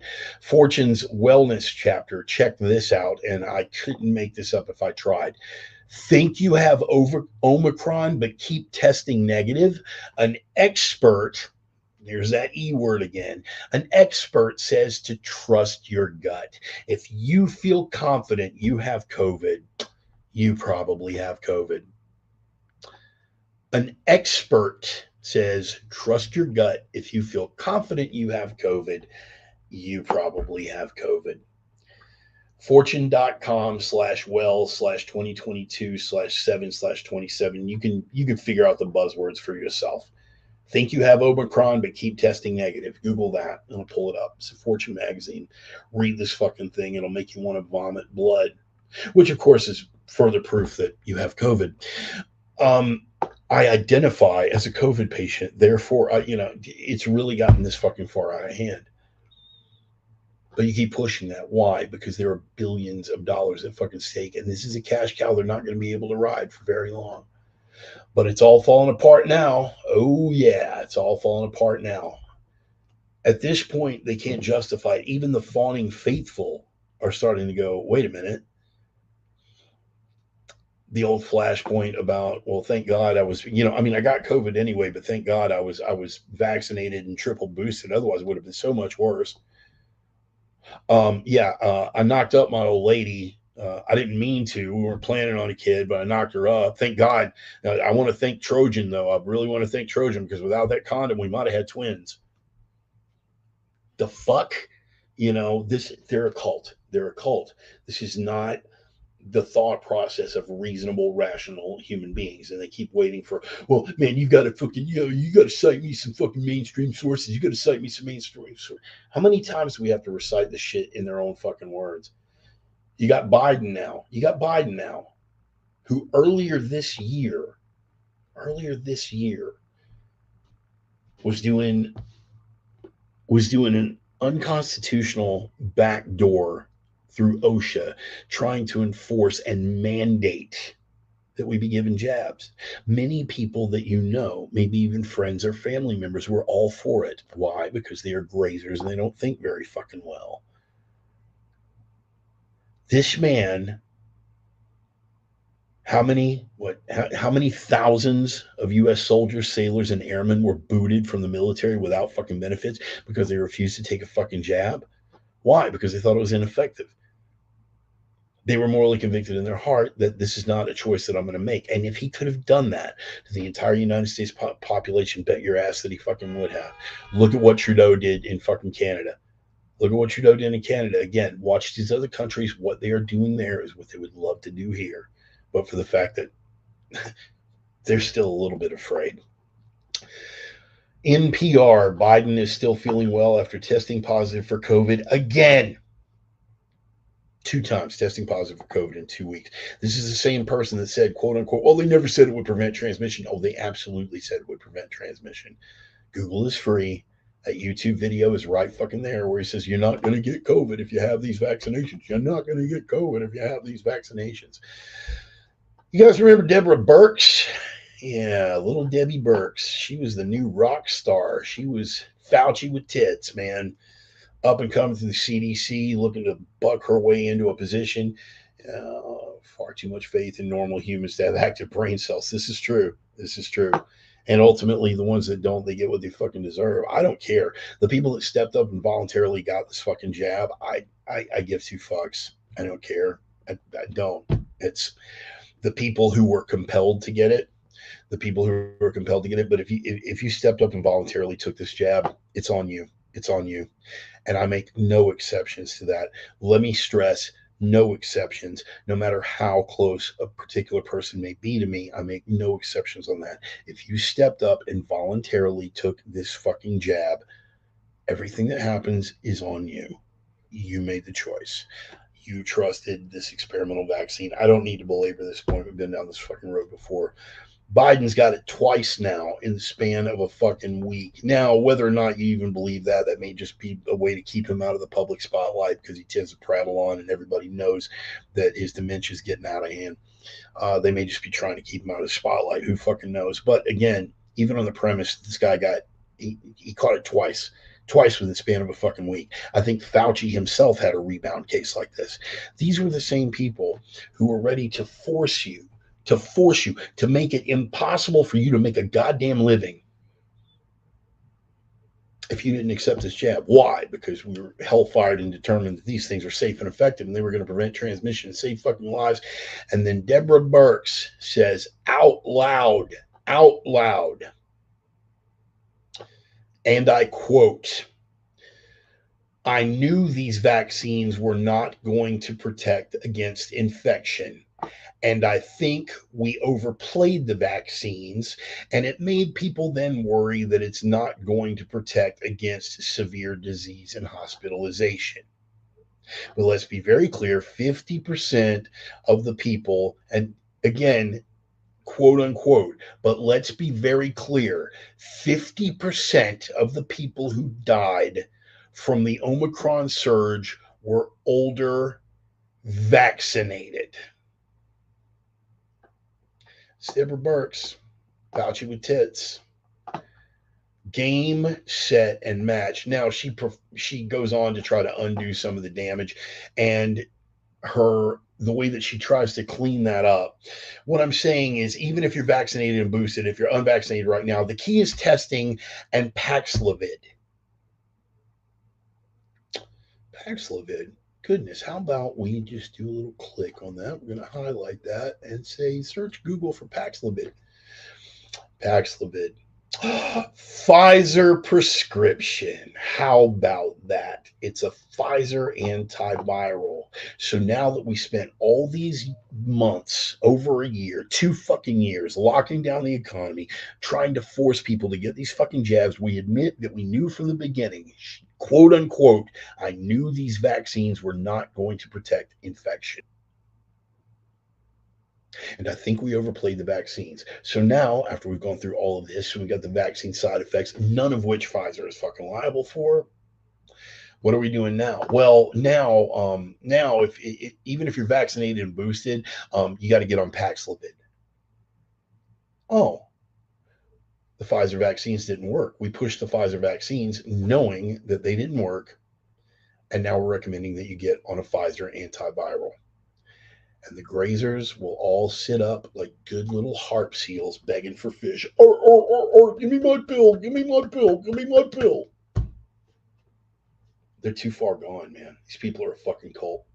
But that's it, man. Game, set, and match. Dad hasn't been right since he got it. Now he says it's long-term COVID instead of what it is. The old man isn't good. Yep, see, and that's a lot of it. Long COVID. That's another thing. A lot of people are having difficulty calling things what they are. A lot of people have had neurological side effects that came out of nowhere that they had no prior fucking history of. Bad neurological side effects, talking about aphasia, not being able to form words or sentences for hours at a time. No,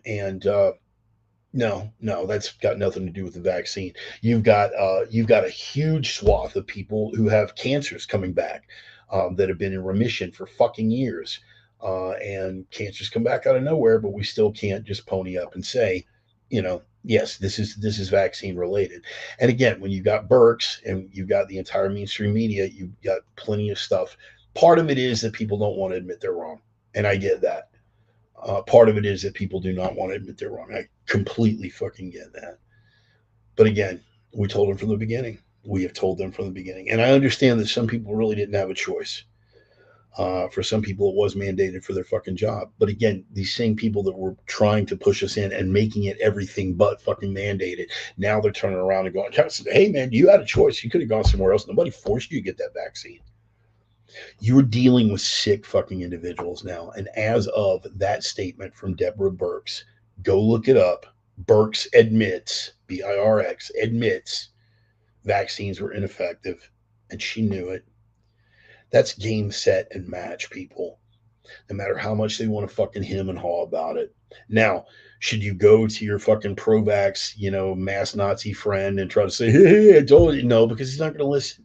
He's not going to fucking listen. They're going to recommend Paxlovid, and the first thing he's going to do is go out and get a prescription for fucking Paxlovid.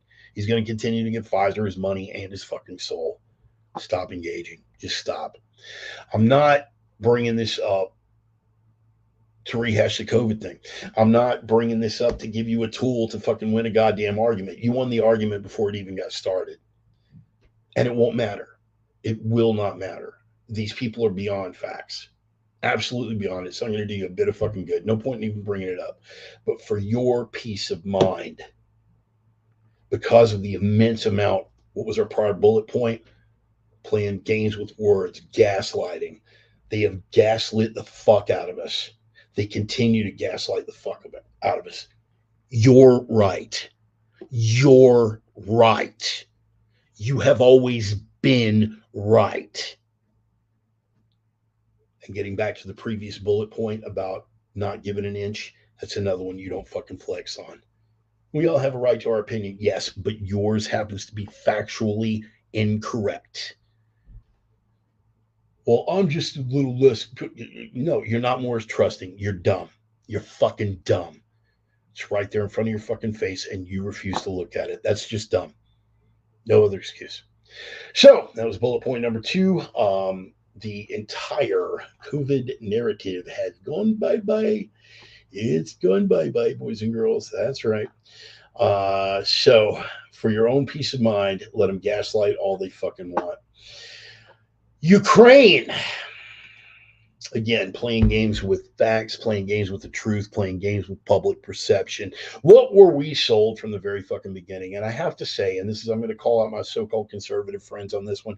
I've said I'm so much more disappointed in fucking conservatives on this than I am liberals, because the liberals have constantly, the leftists in particular, have constantly just, well, the Ministry of Truth has told us this, and that must be the facts, and we must fucking go along with that. And quite correctly, the right for 2 fucking years have been, they're lying to you. This is bullshit. They are selling you a bill of fucking goods. Do not believe them. They cannot fucking be trusted. And immediately when it became war, oh, well, we can trust them on Ukraine. I have never wavered since 2014 and fucking Maidan, since this whole thing kicked off, since we yanked that democratically elected government and installed Poroshenko, and every fucking thing that has gone between then and now. A government of fucking neo-Nazis then, a fucking army of neo-Nazis now, the Azov battalion, the Tornado battalion, all of the fucking, no need to rehash it. I have never wavered. I've never bullshit you on it.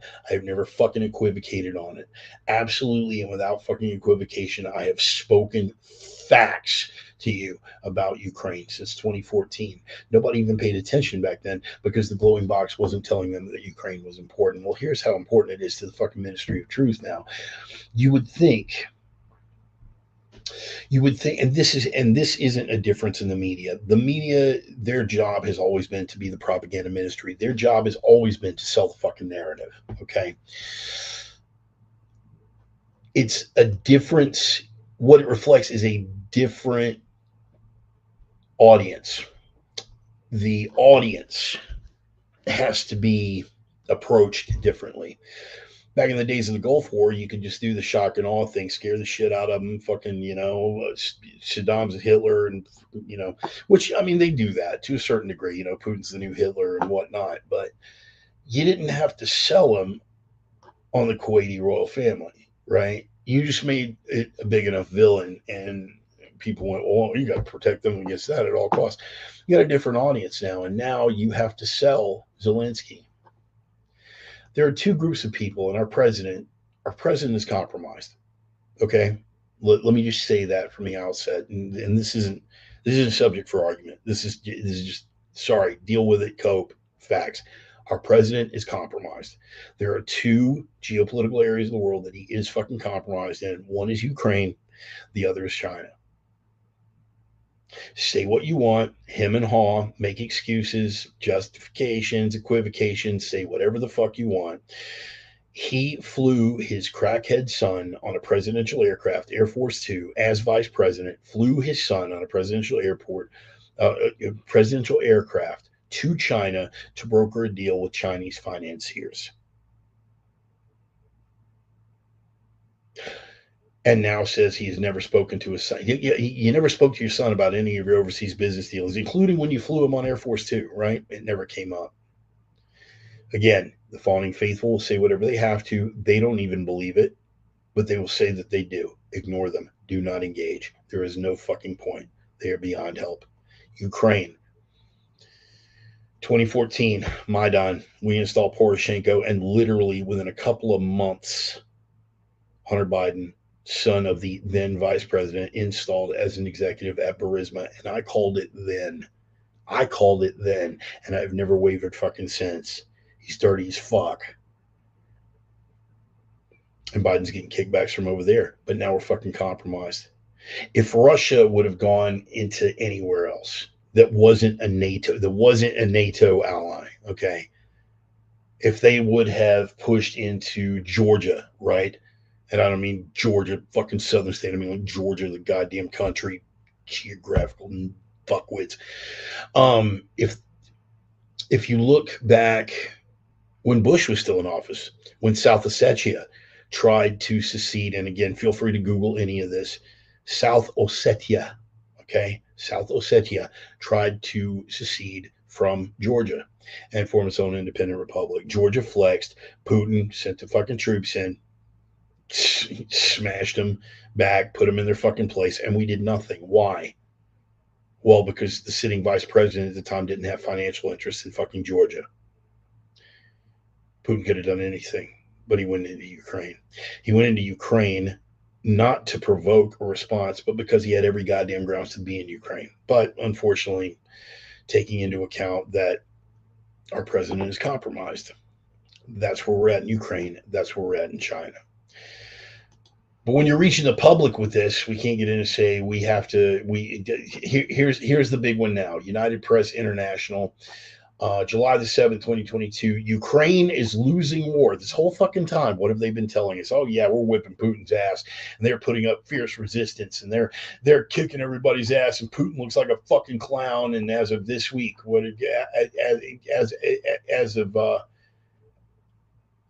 as of a couple of weeks ago, July the 7th, Ukraine is losing the war. West must massively step up military aid.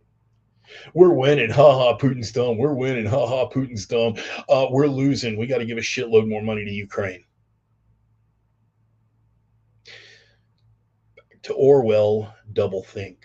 Back to the Orwellian doublethink. What do we know? What do we know? I mean, Putin can't even whip Ukraine's ass. Ha ha ha. Ukraine's fucking handed Putin his own dick. Ha ha ha. Oh, but we got to fucking give him billions of dollars because otherwise he's going to sweep past Ukraine and across all of fucking Europe. Which is it, Sparky? Which is it? Which is it? You're not dealing with logical, rational human beings again. But here's the epitome of it. How do we reach the American people? We make not folk heroes, boys and girls. No, we don't make folk heroes out of these people.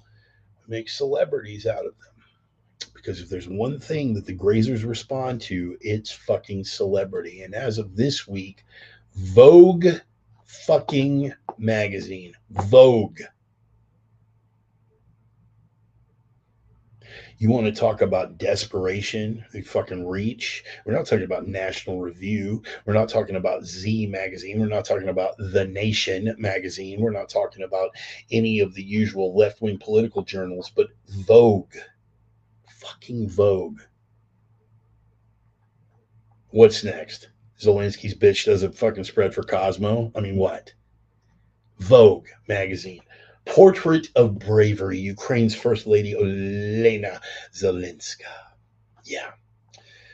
Zelensky, the cokehead fucking clown. They did a full bore photo shoot, and I'm going to run through it because I do have a couple of them. I'm just going to, we're not going to belabor the point here.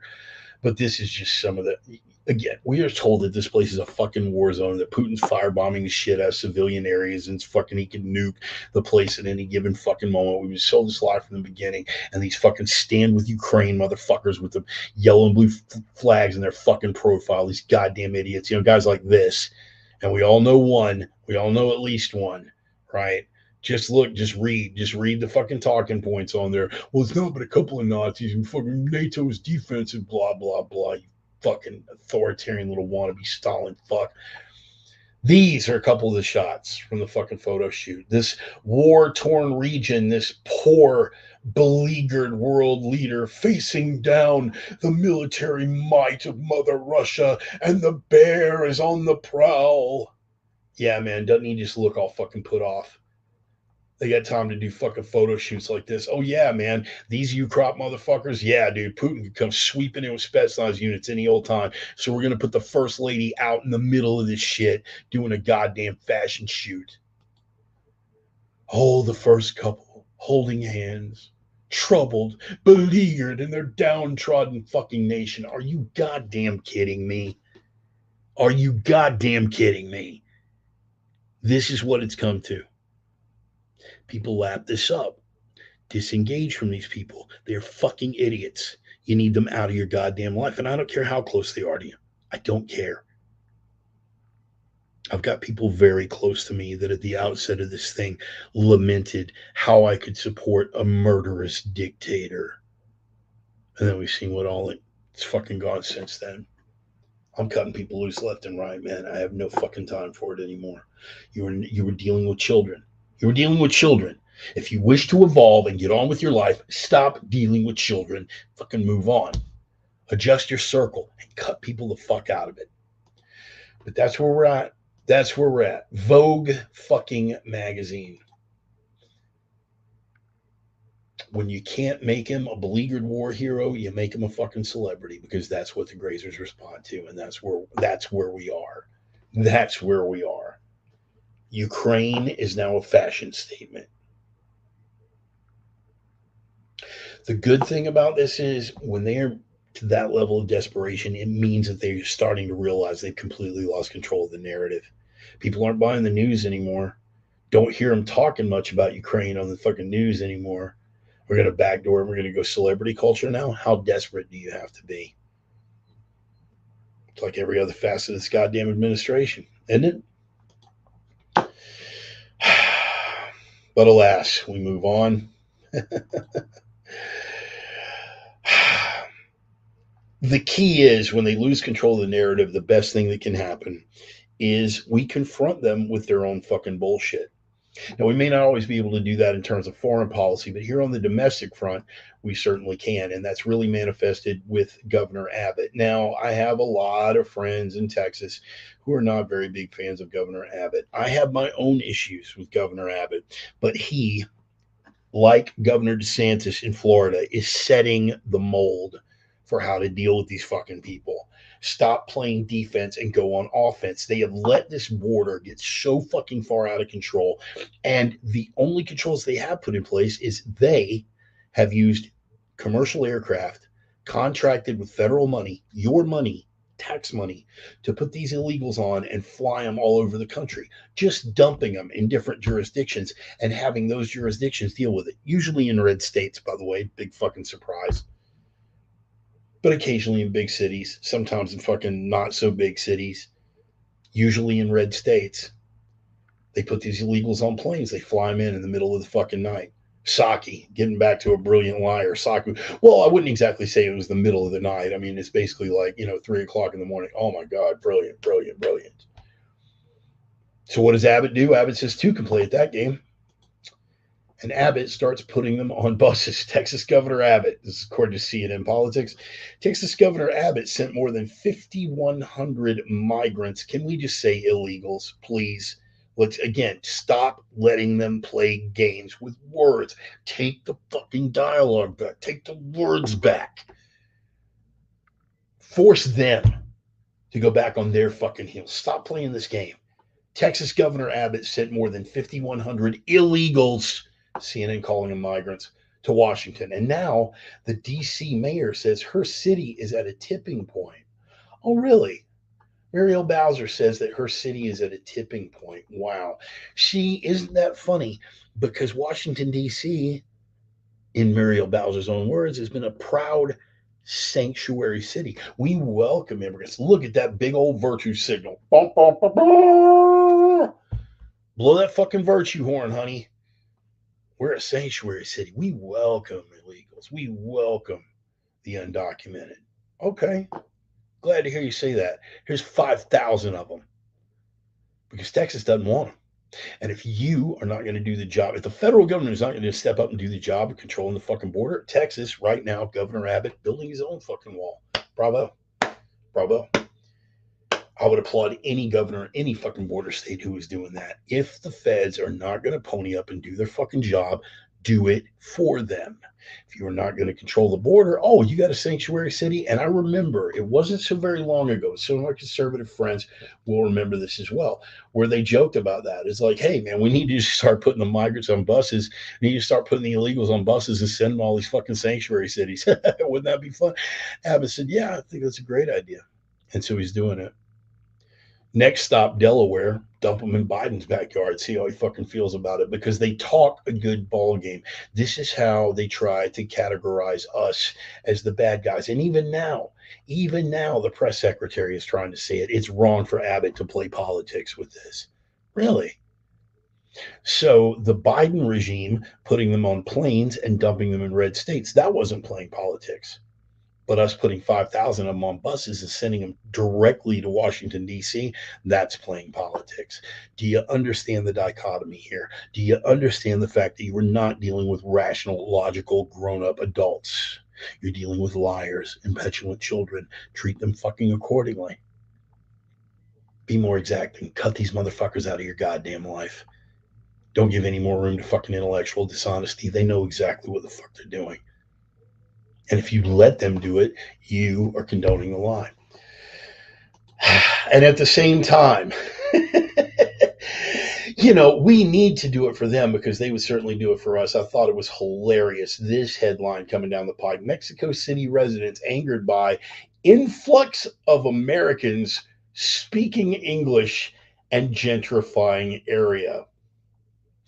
I tried to find the Los Angeles Times article, but it was behind a paywall. I couldn't get to it. So I had to go to the Fox News website.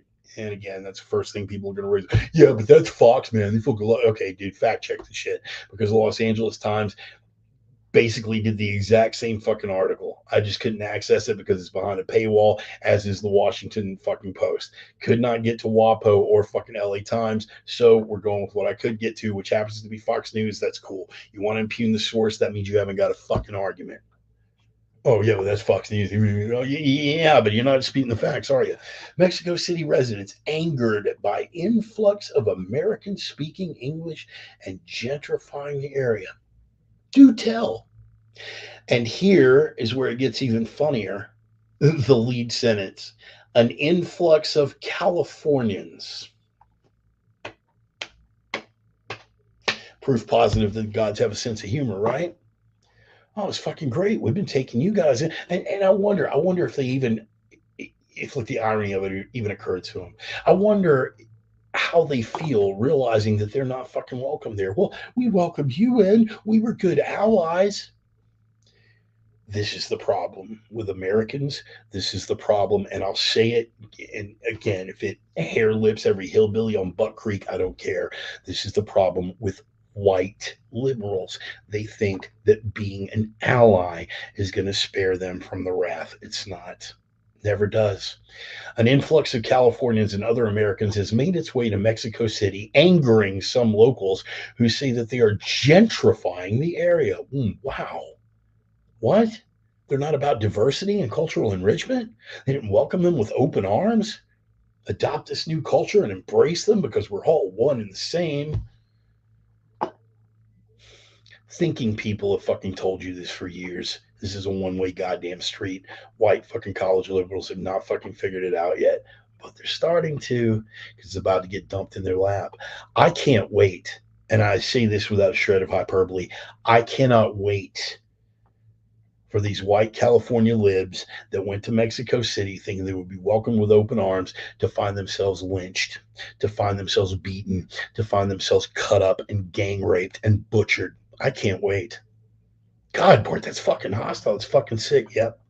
I don't want to come off as hostile or fucking bitter or ill, but I am, so that's how it comes out. I can't wait because nothing else will make the fucking point. I cannot wait to see the mock outrage. And this is where it all comes down. This is, again, tapping back into what I'm saying about being sent to DC. You talk the talk, but where the rubber meets the road, you are empty, you are hollow, you are wrong.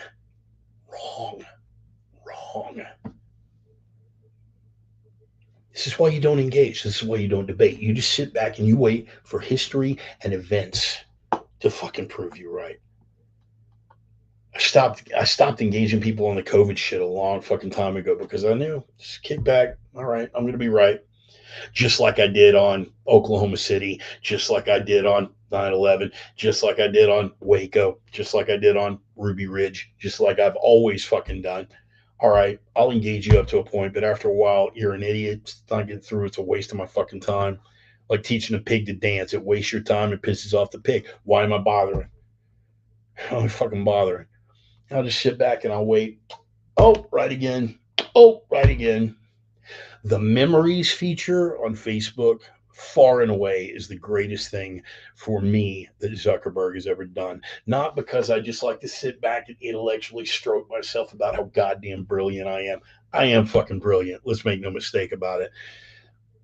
But it's not like I enjoy being right on shit like this. Far from it. I wish the fuck I was wrong way more often. Believe that. An influx of Californians and other Americans has made its way to Mexico City, angering some locals who say they are gentrifying the area. And again, what did I tell you? It was from the Los Angeles Times. This is Fox quoting from the LA Times that I couldn't get to because it was behind a paywall. So if you people want to jump over and go, yeah, but that's Fox, go fuck yourself. The Los Angeles Times report on Wednesday outlined how some Mexican locals are, and I quote, fed up with the growing number of Americans, many from California, moving to and visiting the country, which has contributed to a rise in rent and a shift from Spanish to English in some places. Do tell, Sparky O. Do tell. So you're telling me that people are coming in from another country and wow, they're changing the culture of the local neighborhood and they're expecting you guys to speak a different language and wow, that doesn't work out for you. Cry me a fucking Rio. The Los Angeles Times. New to the city. Now, this is new to the city, working remotely. Flyers popping up around Mexico City reportedly said, you're a fucking plague and the locals fucking hate you. Leave. Ooh. What's the matter, Juan? We're not embracing diversity. We're not ready to be culturally enriched. Do you understand that this is a one-way fucking street? What is it going to take? They hate you. Still don't get the point? I am content to let history take its fucking course. Your men are going to be butchered. Your women are going to be raped. All the while, as you sing the praises of diversity and say that we are all one race, the human race, equal in the eyes of God, while you try to pull that cultural equivalency bullshit. All cultures are the same and they all have the same fucking relevance. We all need to treat each other like human beings. Got. Yeah. Keep talking that. It's like the women that went hiking through Pakistan, to prove to the world that women aren't at risk in fucking Muslim countries. What happened? Raped, killed, butchered. Happened down in South and Central America too. All cultures are the same. We're perfectly safe. It's wrong to live your life in fear. Raped, killed, butchered. Okay. Amy Beale syndrome. That is what I call it. Amy Beale syndrome. You guys familiar with Amy Beale? Let me tell you something about Amy Beale. Amy Beale, back during the days of apartheid South Africa, when it was going through the transition and when the African National Congress was taking over, that bloodless revolution, Nelson Mandela was a murderous cocksucker. Unpopular opinion, but there it is.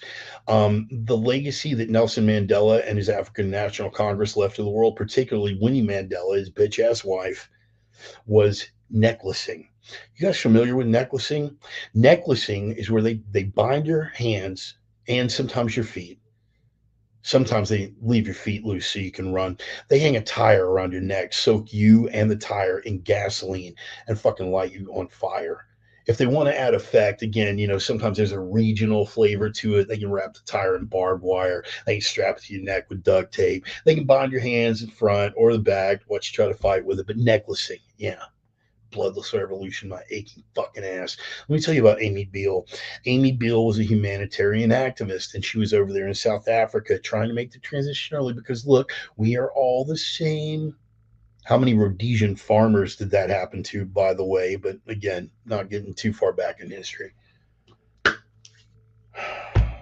She was gang raped and butchered, broad fucking daylight. Gang raped and butchered in broad fucking daylight, while over there on a humanitarian mission to show that this transition was going to be smooth and that we could all get along and there was going to be racial harmony and peace and love and unicorn farts. She was raped, gang raped, and butchered in broad fucking daylight. And you know how her family reacted? Her family fucking doubled down. So convinced they were in their fucking leftist, we are all the same fucking cultural values, they doubled down and they went there and tried to continue the fucking work. They met with the animals, sorry, trying to pass as human. They met with the animals that gang raped and butchered their fucking daughter and forgave them. You know, because the legacy of apartheid and all that hatred, yeah, I mean, it's just how fucked up are you, man? How fucked up are you? We sat through Rhodesia. We're sitting through South Africa now. We're getting to see it all fucking play out. Now the same fucking thing is going on. It is a one-way street the whole time. They talk a good ball game. When you dump it in their fucking laps, what happens? Muriel Bowser, we're a sanctuary city. We're ready to help them. We're going to provide all their fucking needs until 5,000 of them get dumped in their fucking lap. Oh, it's too much and you're politicizing it. You cunt. You lying cunt. And we need to get comfortable with saying that too. We need to get comfortable with some fucking abrasive language. Well, that's going to paint you in a bad light. That's going to shut off communication. People are going to tune you out. People are going to tune you out anyway. If they were already predisposed to that, the fact that I use fuck as a punctuation it's not going to affect it one way or the other. It's not going to affect it one way or the other. It doesn't matter. So stop. Stop trying to mainstream it. Stop trying to play up to people that fucking hate you. They are finding out the hard way. And it'll continue to shake out like that. They are finding out the hard way that it is a one-way street. That we are welcoming everyone with open fucking arms into the civilization that the West fucking created. What do you mean by the West, Bart? I mean white Northern Europeans, Western civilization. We fucking created that shit.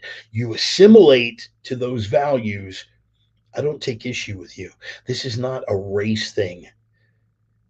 This is a goddamn culture thing. It is a one-way fucking street. Every race, every civilization, every bloodline has the right to self-defense, self-determination, and self-preservation.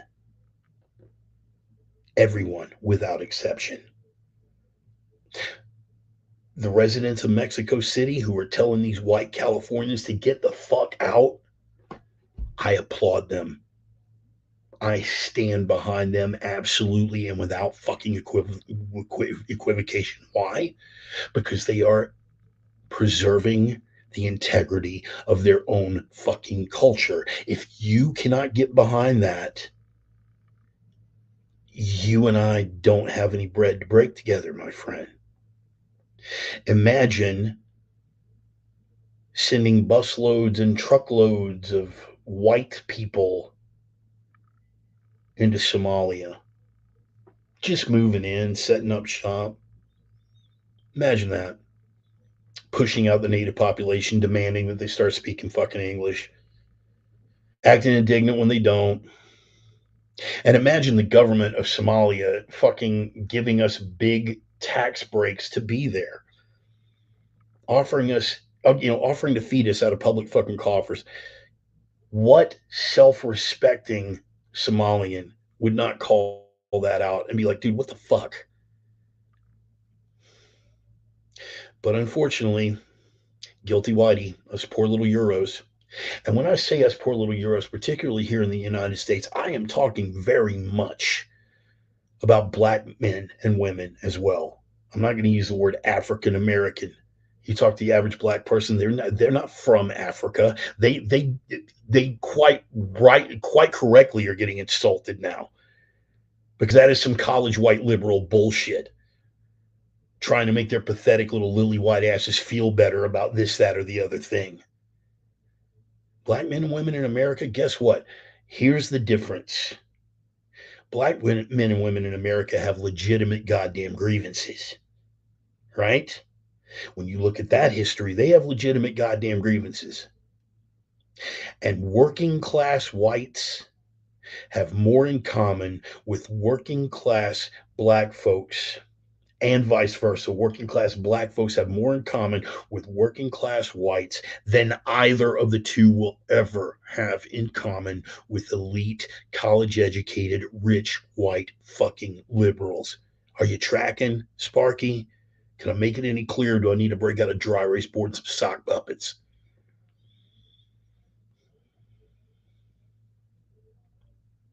So they're finding out. They are getting their rhetoric handed to them. They are being fed their own fucking rhetoric and the inevitable results thereof. And lo and behold, it doesn't taste very good. They're going to Mexico. Mexico wants to preserve its own fucking culture. Take your lily white English speaking ass home. Bravo. Good on them. We send 5,000 migrants to the sanctuary city of Washington, D.C., where they're real fucking proud of themselves about welcoming in and embracing diversity and cultural openness and cultural enrichment. And we dump 5,000 migrants in their fucking lap and they're calling out the National Guard. Are you tracking, Sparky? Feeling the difference between the rhetoric and the way the real world works? Starting to get an eye? It'll continue. Bet that it will. Probably going to go worse. Because when people are that committed to a lie, when people are that committed to a falsehood that they have adopted it as an article of faith, you are no more going to shake a college educated white liberal off the embrace diversity bandwagon than you are going to shake a fundamentalist Muslim off the fucking Quran. Not going to happen. Do not engage. Move on about your life. The old Stoic principle, the obstacle is the way. They are nothing more than obstacles. We continue on to the inevitable victory. And there it is. Not even going to get off on the assault weapons ban. That was the last of my bullet points. It passed the House. It will not pass the Senate. And that's really all needs to be said about that. I've noticed that you've heard me say this, and I will restate it about the firearms market. The one thing about the gun market is, you are, and I've said this is from the quotable bar at volume 1. The thing about the firearms market is you are one headline away from I can't afford the son of a bitch. You are two headlines away from I can't obtain the son of a bitch. We're not at that second headline yet. You would have to sway 10 fucking Republicans, and they're not even sure that every fucking Democrat will be on board. This assault weapons ban is not, and I've watched the market. The market is not even reacting. The market's not moved a fucking blip. Usually by this point, every other time prior to this, they'd already be skyjacking shit. AKs would be through the fucking roof. You'd be looking at like fucking $1,400 Wassers. You'd be looking at fucking $2,000 for a decent fucking entry level AR by now. Market hasn't fucking moved. Number one, because the market's saturated, and primarily, again, B, nobody gives a shit. They know this isn't going to pass. The ammo market is already fucking through the fucking roof. They haven't made any moves on that. So as far as the assault weapons ban, Bart, are you outraged about that? Yeah, I'm outraged because they keep fucking trying. But it's not going to go anywhere. Here's the point that I will make about the assault weapons ban that faced the House before we get on to the more important things that I want to close with here. The one thing that I'll say about the assault weapons ban that passed the House, from now on, again, one less thing that you have to engage your fucking leftist friends about. Nobody's trying to take your guns. Anybody fucking says that from here on out, you slap the fucking taste out of their mouth because they're a fucking liar. They're a shit hook, pus dripping fucking liar. Every word that spews from their fucking syphilitic maw is suspect. You look at the text of that bill, they are absolutely goddamn coming for your fucking guns. They left it vague enough. They wanted to say there were specific exemptions for the M1 Garand and the SKS and that Ruger 1022. You remember what we did in the opener? What did we say? Yeah, this little squirrel gun here, that Ruger 1022. Yeah, under the letter of the law, that is an assault rifle. Go look. I'm not making this shit up. They didn't fucking exempt that shit. Any semi-automatic shotgun that holds more than 4 in the tube is an assault weapon. Do you understand? So again, it'll be one of those things where they reach and they grab for everything and then they don't get it. And then a year from now, they're saying, oh, my God, you always say it. Nobody's coming to try to take your fucking guns away. Yes, you are. Yes, you are. Okay? Stop engaging. Stop playing. Stop pussyfooting around. Stop playing the fucking games with these people. I want to get back to what we touched on briefly at the beginning, man. Some people that I do want to give props to. Some people that I'm going to suggest that you look up and work with if you are going to train. This particularly, it's going to speak to a lot of my fucking Texas people, but the people who aren't in Texas, you will find a way to fucking train. Two guys in Texas in particular, one of whom is sitting right here. I'm going to give you a contact information. Chief at Blower Tactical or Chief at jptraining.net. The Chief, that is James Pearson. Brother James Pearson, you see him on just about every week. And when he is not here, he catches the replay. And when I'm not ranting and screaming so much I forget about it, I always try to make a special effort to thank his lovely wife, Nelda, the goddess of all things salsa and food preservation and gardening. But that is one source, particularly there in Texas. You are going to want to look him up. If you are in the hill country, again, this is primarily for hand-to-hand stuff. You will look up uncooperativecombativs.com. Big John talking about Jonathan Jones. John Jones is a force of fucking nature. He is a big son of a bitch. And he's skilled and he's dedicated. He and I basically were in the same cert. We were of the same graduating class of certified PDF instructors, and we paired off, and we were like, and sought each other out actively as training partners, man, because we got in there, we like to mix it up, man, like a little rough and tumble, which is good.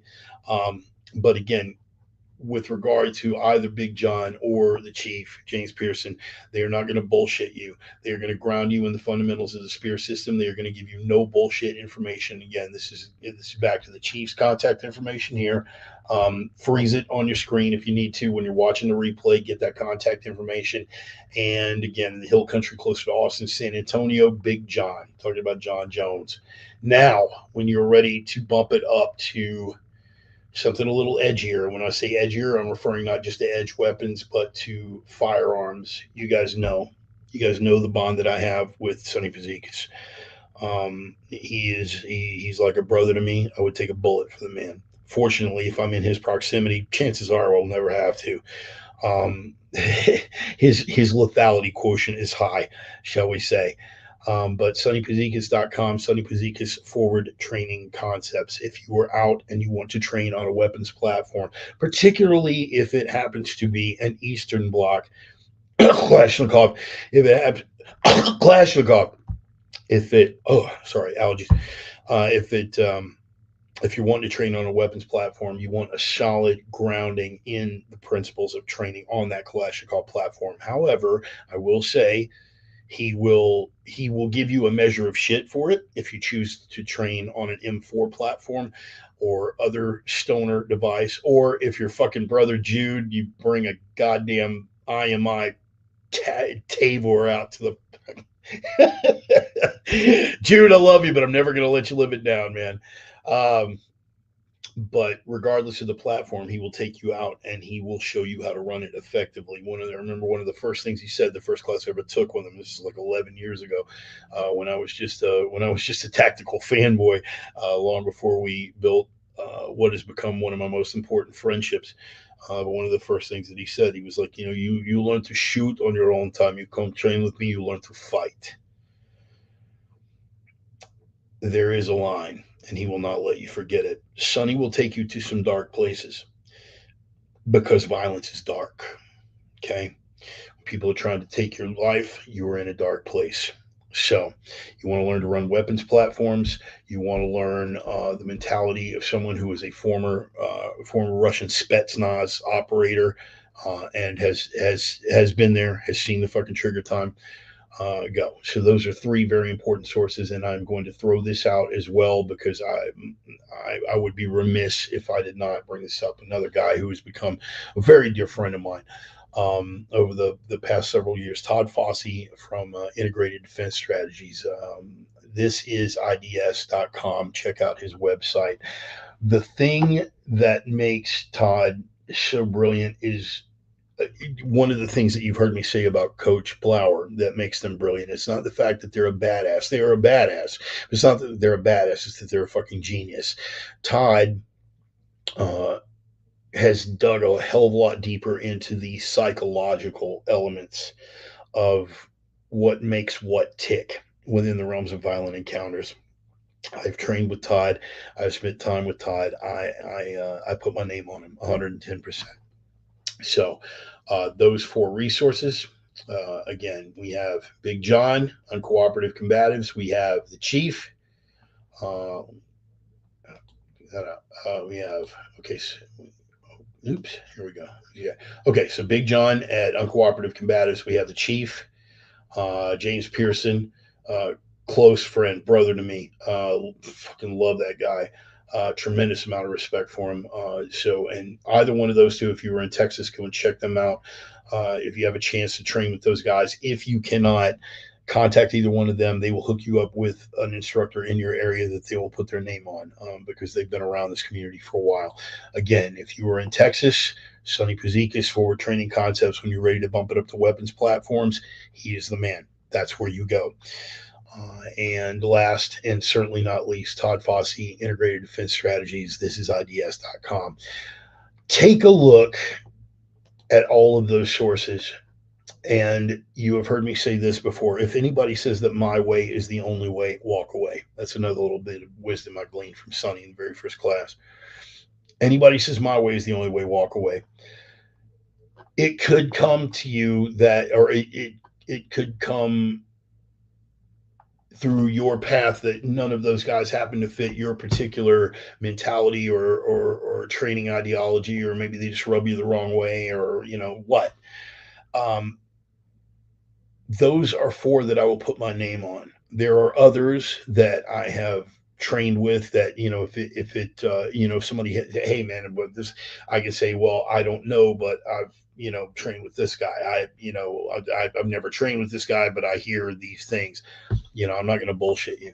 But if you're not going to train with any of these guys, train. For the love of God, train, please. Because what's coming down the pike is going to be ugly. What's coming down the pike is going to be ugly. And I hope that you've got some kind of background. Tomorrow might be too late. No excuses as far as finances. You were able to afford that big screen television. You were able to afford this. You were able to afford that. Figure out what you can live without and sell that. What did Christ say? Let him who has no sword sell his cloak and go and buy one. All right. Guys that are out there, my people of faith out there that are walking with the Lord, there you go. Figure it out. But get your ass out there and train. Because when the rubber meets the road, you're gonna be a lot more. You're gonna be a lot better off if you put the time and effort into the training, and I wind up being a total asshole. And everything's fine. Everything's fine.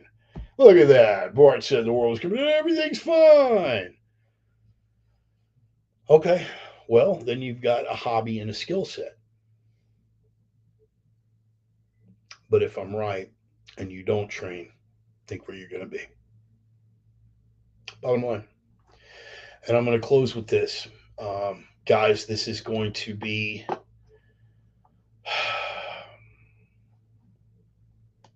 and this hurts my heart a little bit. Guys, this is going to be my last Sunday sermon from my hovel away from home here, my strategic sub-bunker here in Oregon. I have reached the end of my duties with this project that I've been working on. You guys have probably figured it out by now. The data center that we were building for Zuckerberg and company, I'm working with the company that I'm running a crane for a company that is involved with that project. I've been up here for almost a year.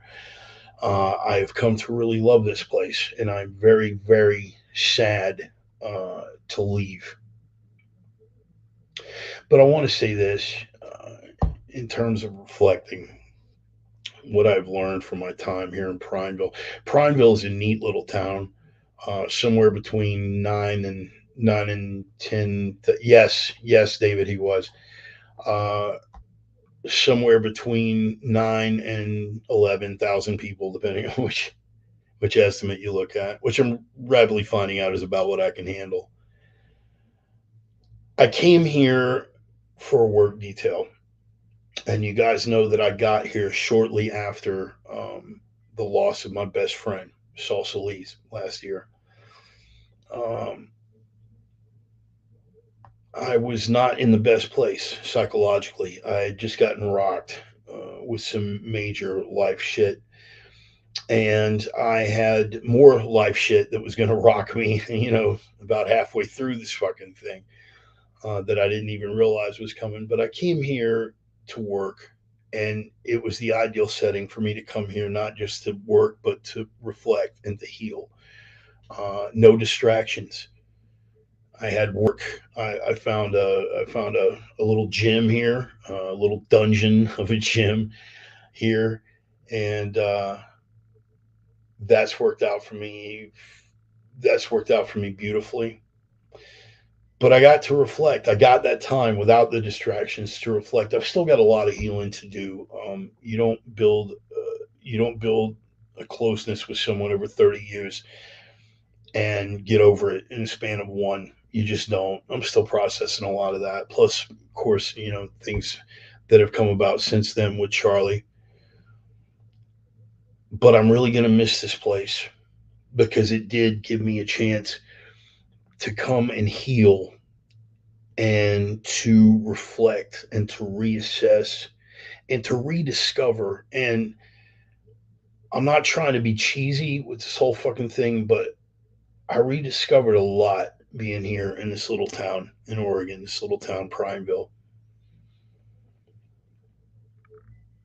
I rediscovered myself, right?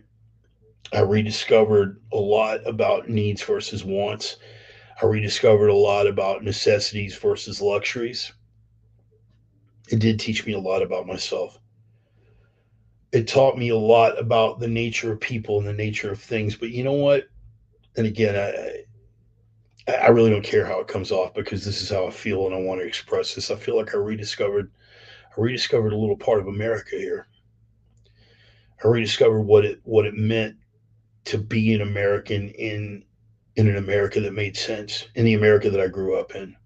Again, you got 11,000 people, so it's a lot easier to pull that off than it is in a major metropolitan area, man. But this town, people are genuinely kind. People genuinely fucking look out for each other. They know who the fuck ups are. They make no bones about it. And they do their best to keep them in jail most of the fucking time. Good on them. But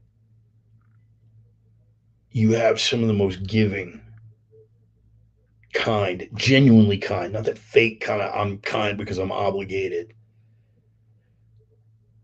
There are four rip roaring, independently owned, badass fucking burger joints in this little town of fucking 9,000 people, man. They take care of, the locals take care of the locals. They spend money at their own businesses. There are a couple of chains here in town. I think they got like a Taco Bell on like a far end of town and like a Dairy Queen on this end. That's not where you see people lined up around the block. You see them lined up around the independently owned restaurants. You see them shopping in the independently owned local joints, visiting the local independently owned coffee stands, you know, taking care of local businesses, little flyers, little flyers in the window at the independently owned little shop down the road, where you buy your gas and, stop in for coffee in the morning. And people remember you. They talk. You strike up conversations. This is what you're sitting there fixing your coffee in the morning, trying to get up the hill to go to work. When you small talk, man, they smile. It's that heartfelt shit that people don't do anymore. I forgot how much I had missed that. That doesn't mean I'm going to try to be the change you want to see in the world and start reaching out because miscreant scumbags are still miscreant scumbags, and I've got a very clear line of demarcation with regard to that. But if anything, it's driven into me harder, wanting to take care of the good people and realizing that the good people are still out there. I've been going through medical stuff up here, and even the doctors, man, even the doctors, and you guys know how I feel about doctors, the entire fucking medical profession. You guys know how I feel about that. But they've been personable. I didn't feel like a fucking number, even when I was like at the biggest clinic in the region. I didn't feel like I was a number. I felt like an individual. We carried on honest discussions, jostled around to a few things, and I found the people up here to be very genuine in every interaction. The law enforcement people that I've run into up here, again, that's been universal since I've been in the Northwest, but I haven't had one negative interaction with law enforcement since I've been here, not one. This place has taught me a lot, and I see that, Joey, very very funny. This place has taught me a lot about myself, and it's taught me a lot about what to expect from other people, what to expect in terms of what I find acceptable in my interactions with other people. Man, we have this little town, 9,000 people, man. Like every damn weekend, it's like an informal flash mob of a car show at one of the local food truck courts. Yeah, they have three of them here, food truck courts, independently, locally owned food trucks set outside, and guys roll up with, and I'm talking badass fucking classic rides, 50s, 60s fucking muscle cars, American classics, a few fucking rat rods that are tricked out really badass, Mad Max style, and I'm digging that. That'll just break out on a fucking weekend. Couple of guys, one guy playing drums, one guy playing an acoustic guitar, just providing live music for a group of people just sitting around interacting without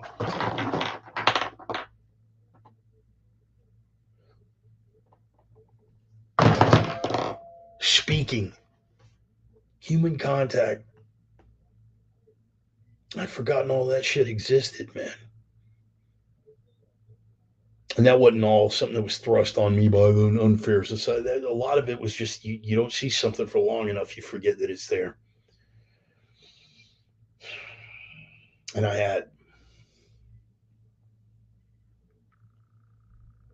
if there's anything that I've come away with from this experience, is knowing what to expect for myself, knowing what I am willing to accept for myself from others.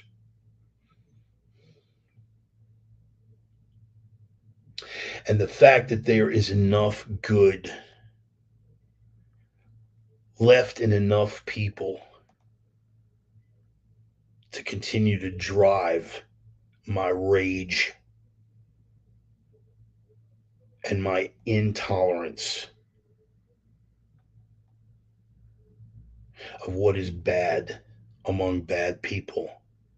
My hate for predatory miscreant scumbags. My hate for manipulative, conniving fucking liars. My hate for everything that makes this planet such a rough place to fucking live on is driven by the fact that I know that there's enough out there that's worthy of love.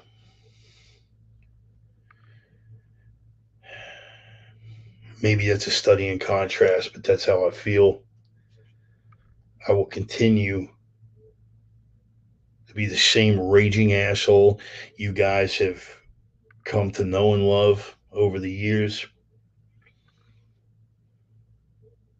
But I am exceedingly thankful that for the last year I have been able to call this place my home. I will miss it when I am gone. And I want to thank everybody in Prineville, Oregon, and I want to thank the gods in their benevolence for placing me here to learn the lessons that I have learned. I hope that I can capitalize on those lessons and continue to grow. I urge y'all, when you find yourself in a place where you didn't expect Remember that Stoic principle. Don't ask yourself, why am I going through this? Ask yourself, what is this trying to teach me? The last year has taught me a lot. The last year has taught me just how strong I can be. The last year has taught me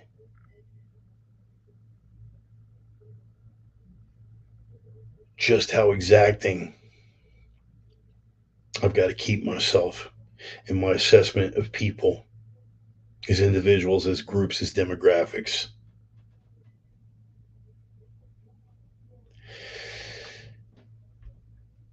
And first and foremost, it's taught me that no growth, no growth comes without a little bit of pain, and that nothing worth having comes easily. This last year has been the culmination of this entire odyssey that I have been on. It started back in April of 2020, the grace of my brother Ryan. I'm out here in it, fresh new trade, fresh new worldview, fresh new life in a whole lot of ways.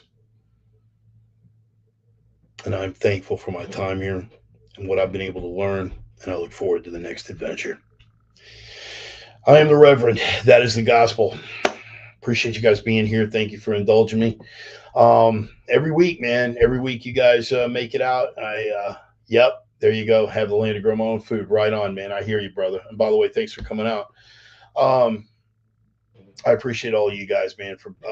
Thank you for being here every single Sunday. I'm gonna put it on again for you. I try to amuse, enlighten, and offend in no particular order. I'm gonna pass around that little digital collection plate, man. If you guys want to throw a little bit of coin in the collection plate, that'd be great. I'm on PayPal, I'm on Venmo, Facebook Pay, Cash App, Zelle, pretty much all the usual suspects. But if for whatever reason you can't, and I totally get that, because we are still in the Biden economy, unfortunately.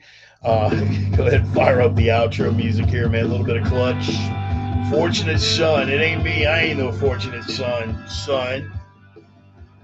But if you can't, here's what you can do for me, man. If you can't throw me a little bit of coin, that's cool. This is primarily the labor of love. You can tell other people about it if you dig what I got going on here. If anything's like changed or broadened your horizons a little bit or done something to affect your worldview, you find somebody else that might be interested. Go on your own social media accounts, man. If you got Facebook, Twitter, whatever, tell them about it. Tell them about the program. Hey, got this crazy toothless cripple, man. Just a crane operator with some opinions, and he ran some raves for a couple hours every Sunday. Might want to check it out. He's a like mind and a kindred spirit, man. Tell him about it. But here's what you can do, too. Here's what you ought to do. And this ain't for me, man. This is for yourselves going forward. This is for yourselves. All right? Remember the directives. Remember the prime directives. Every single one of them. You know the ones, man. You can sign my heart on now, man. They will try to crush you. Try to bury you in the noise, all that background noise, all the distractions, all the bullshit doesn't mean anything. You're gonna move forward in your life. You got to find the signal through all that noise. You got to be the signal that cuts through all that noise. They'll try to crush you with the darkness. They will try to dehumanize you. They will try to demoralize you. They will try to take your very soul and crush you with that fucking darkness. That's when you got to stand up and be the light, son. A lot of people see a lot of darkness in the stuff that I'm doing, but ultimately, man, that darkness is just to get through to the light. Be the light for somebody else. Be the signal that breaks through the noise. Be the light that breaks through the darkness. And most importantly, the iron rule, because without this one, nothing matters, man. I'm talking about you have got to be that strength in a world full of weakness. They'll try to smother you. You will find every vulnerability, every fucking weakness in your heart and your life. They'll try to crush you with it. You got to be that strength, because without that strength, nothing else matters, man. I am the Reverend. Appreciate you guys. I love you. From the heart, man. Thank you for being here every single Sunday, man. Love you guys, man. You don't even know. See you next Sunday. Peace.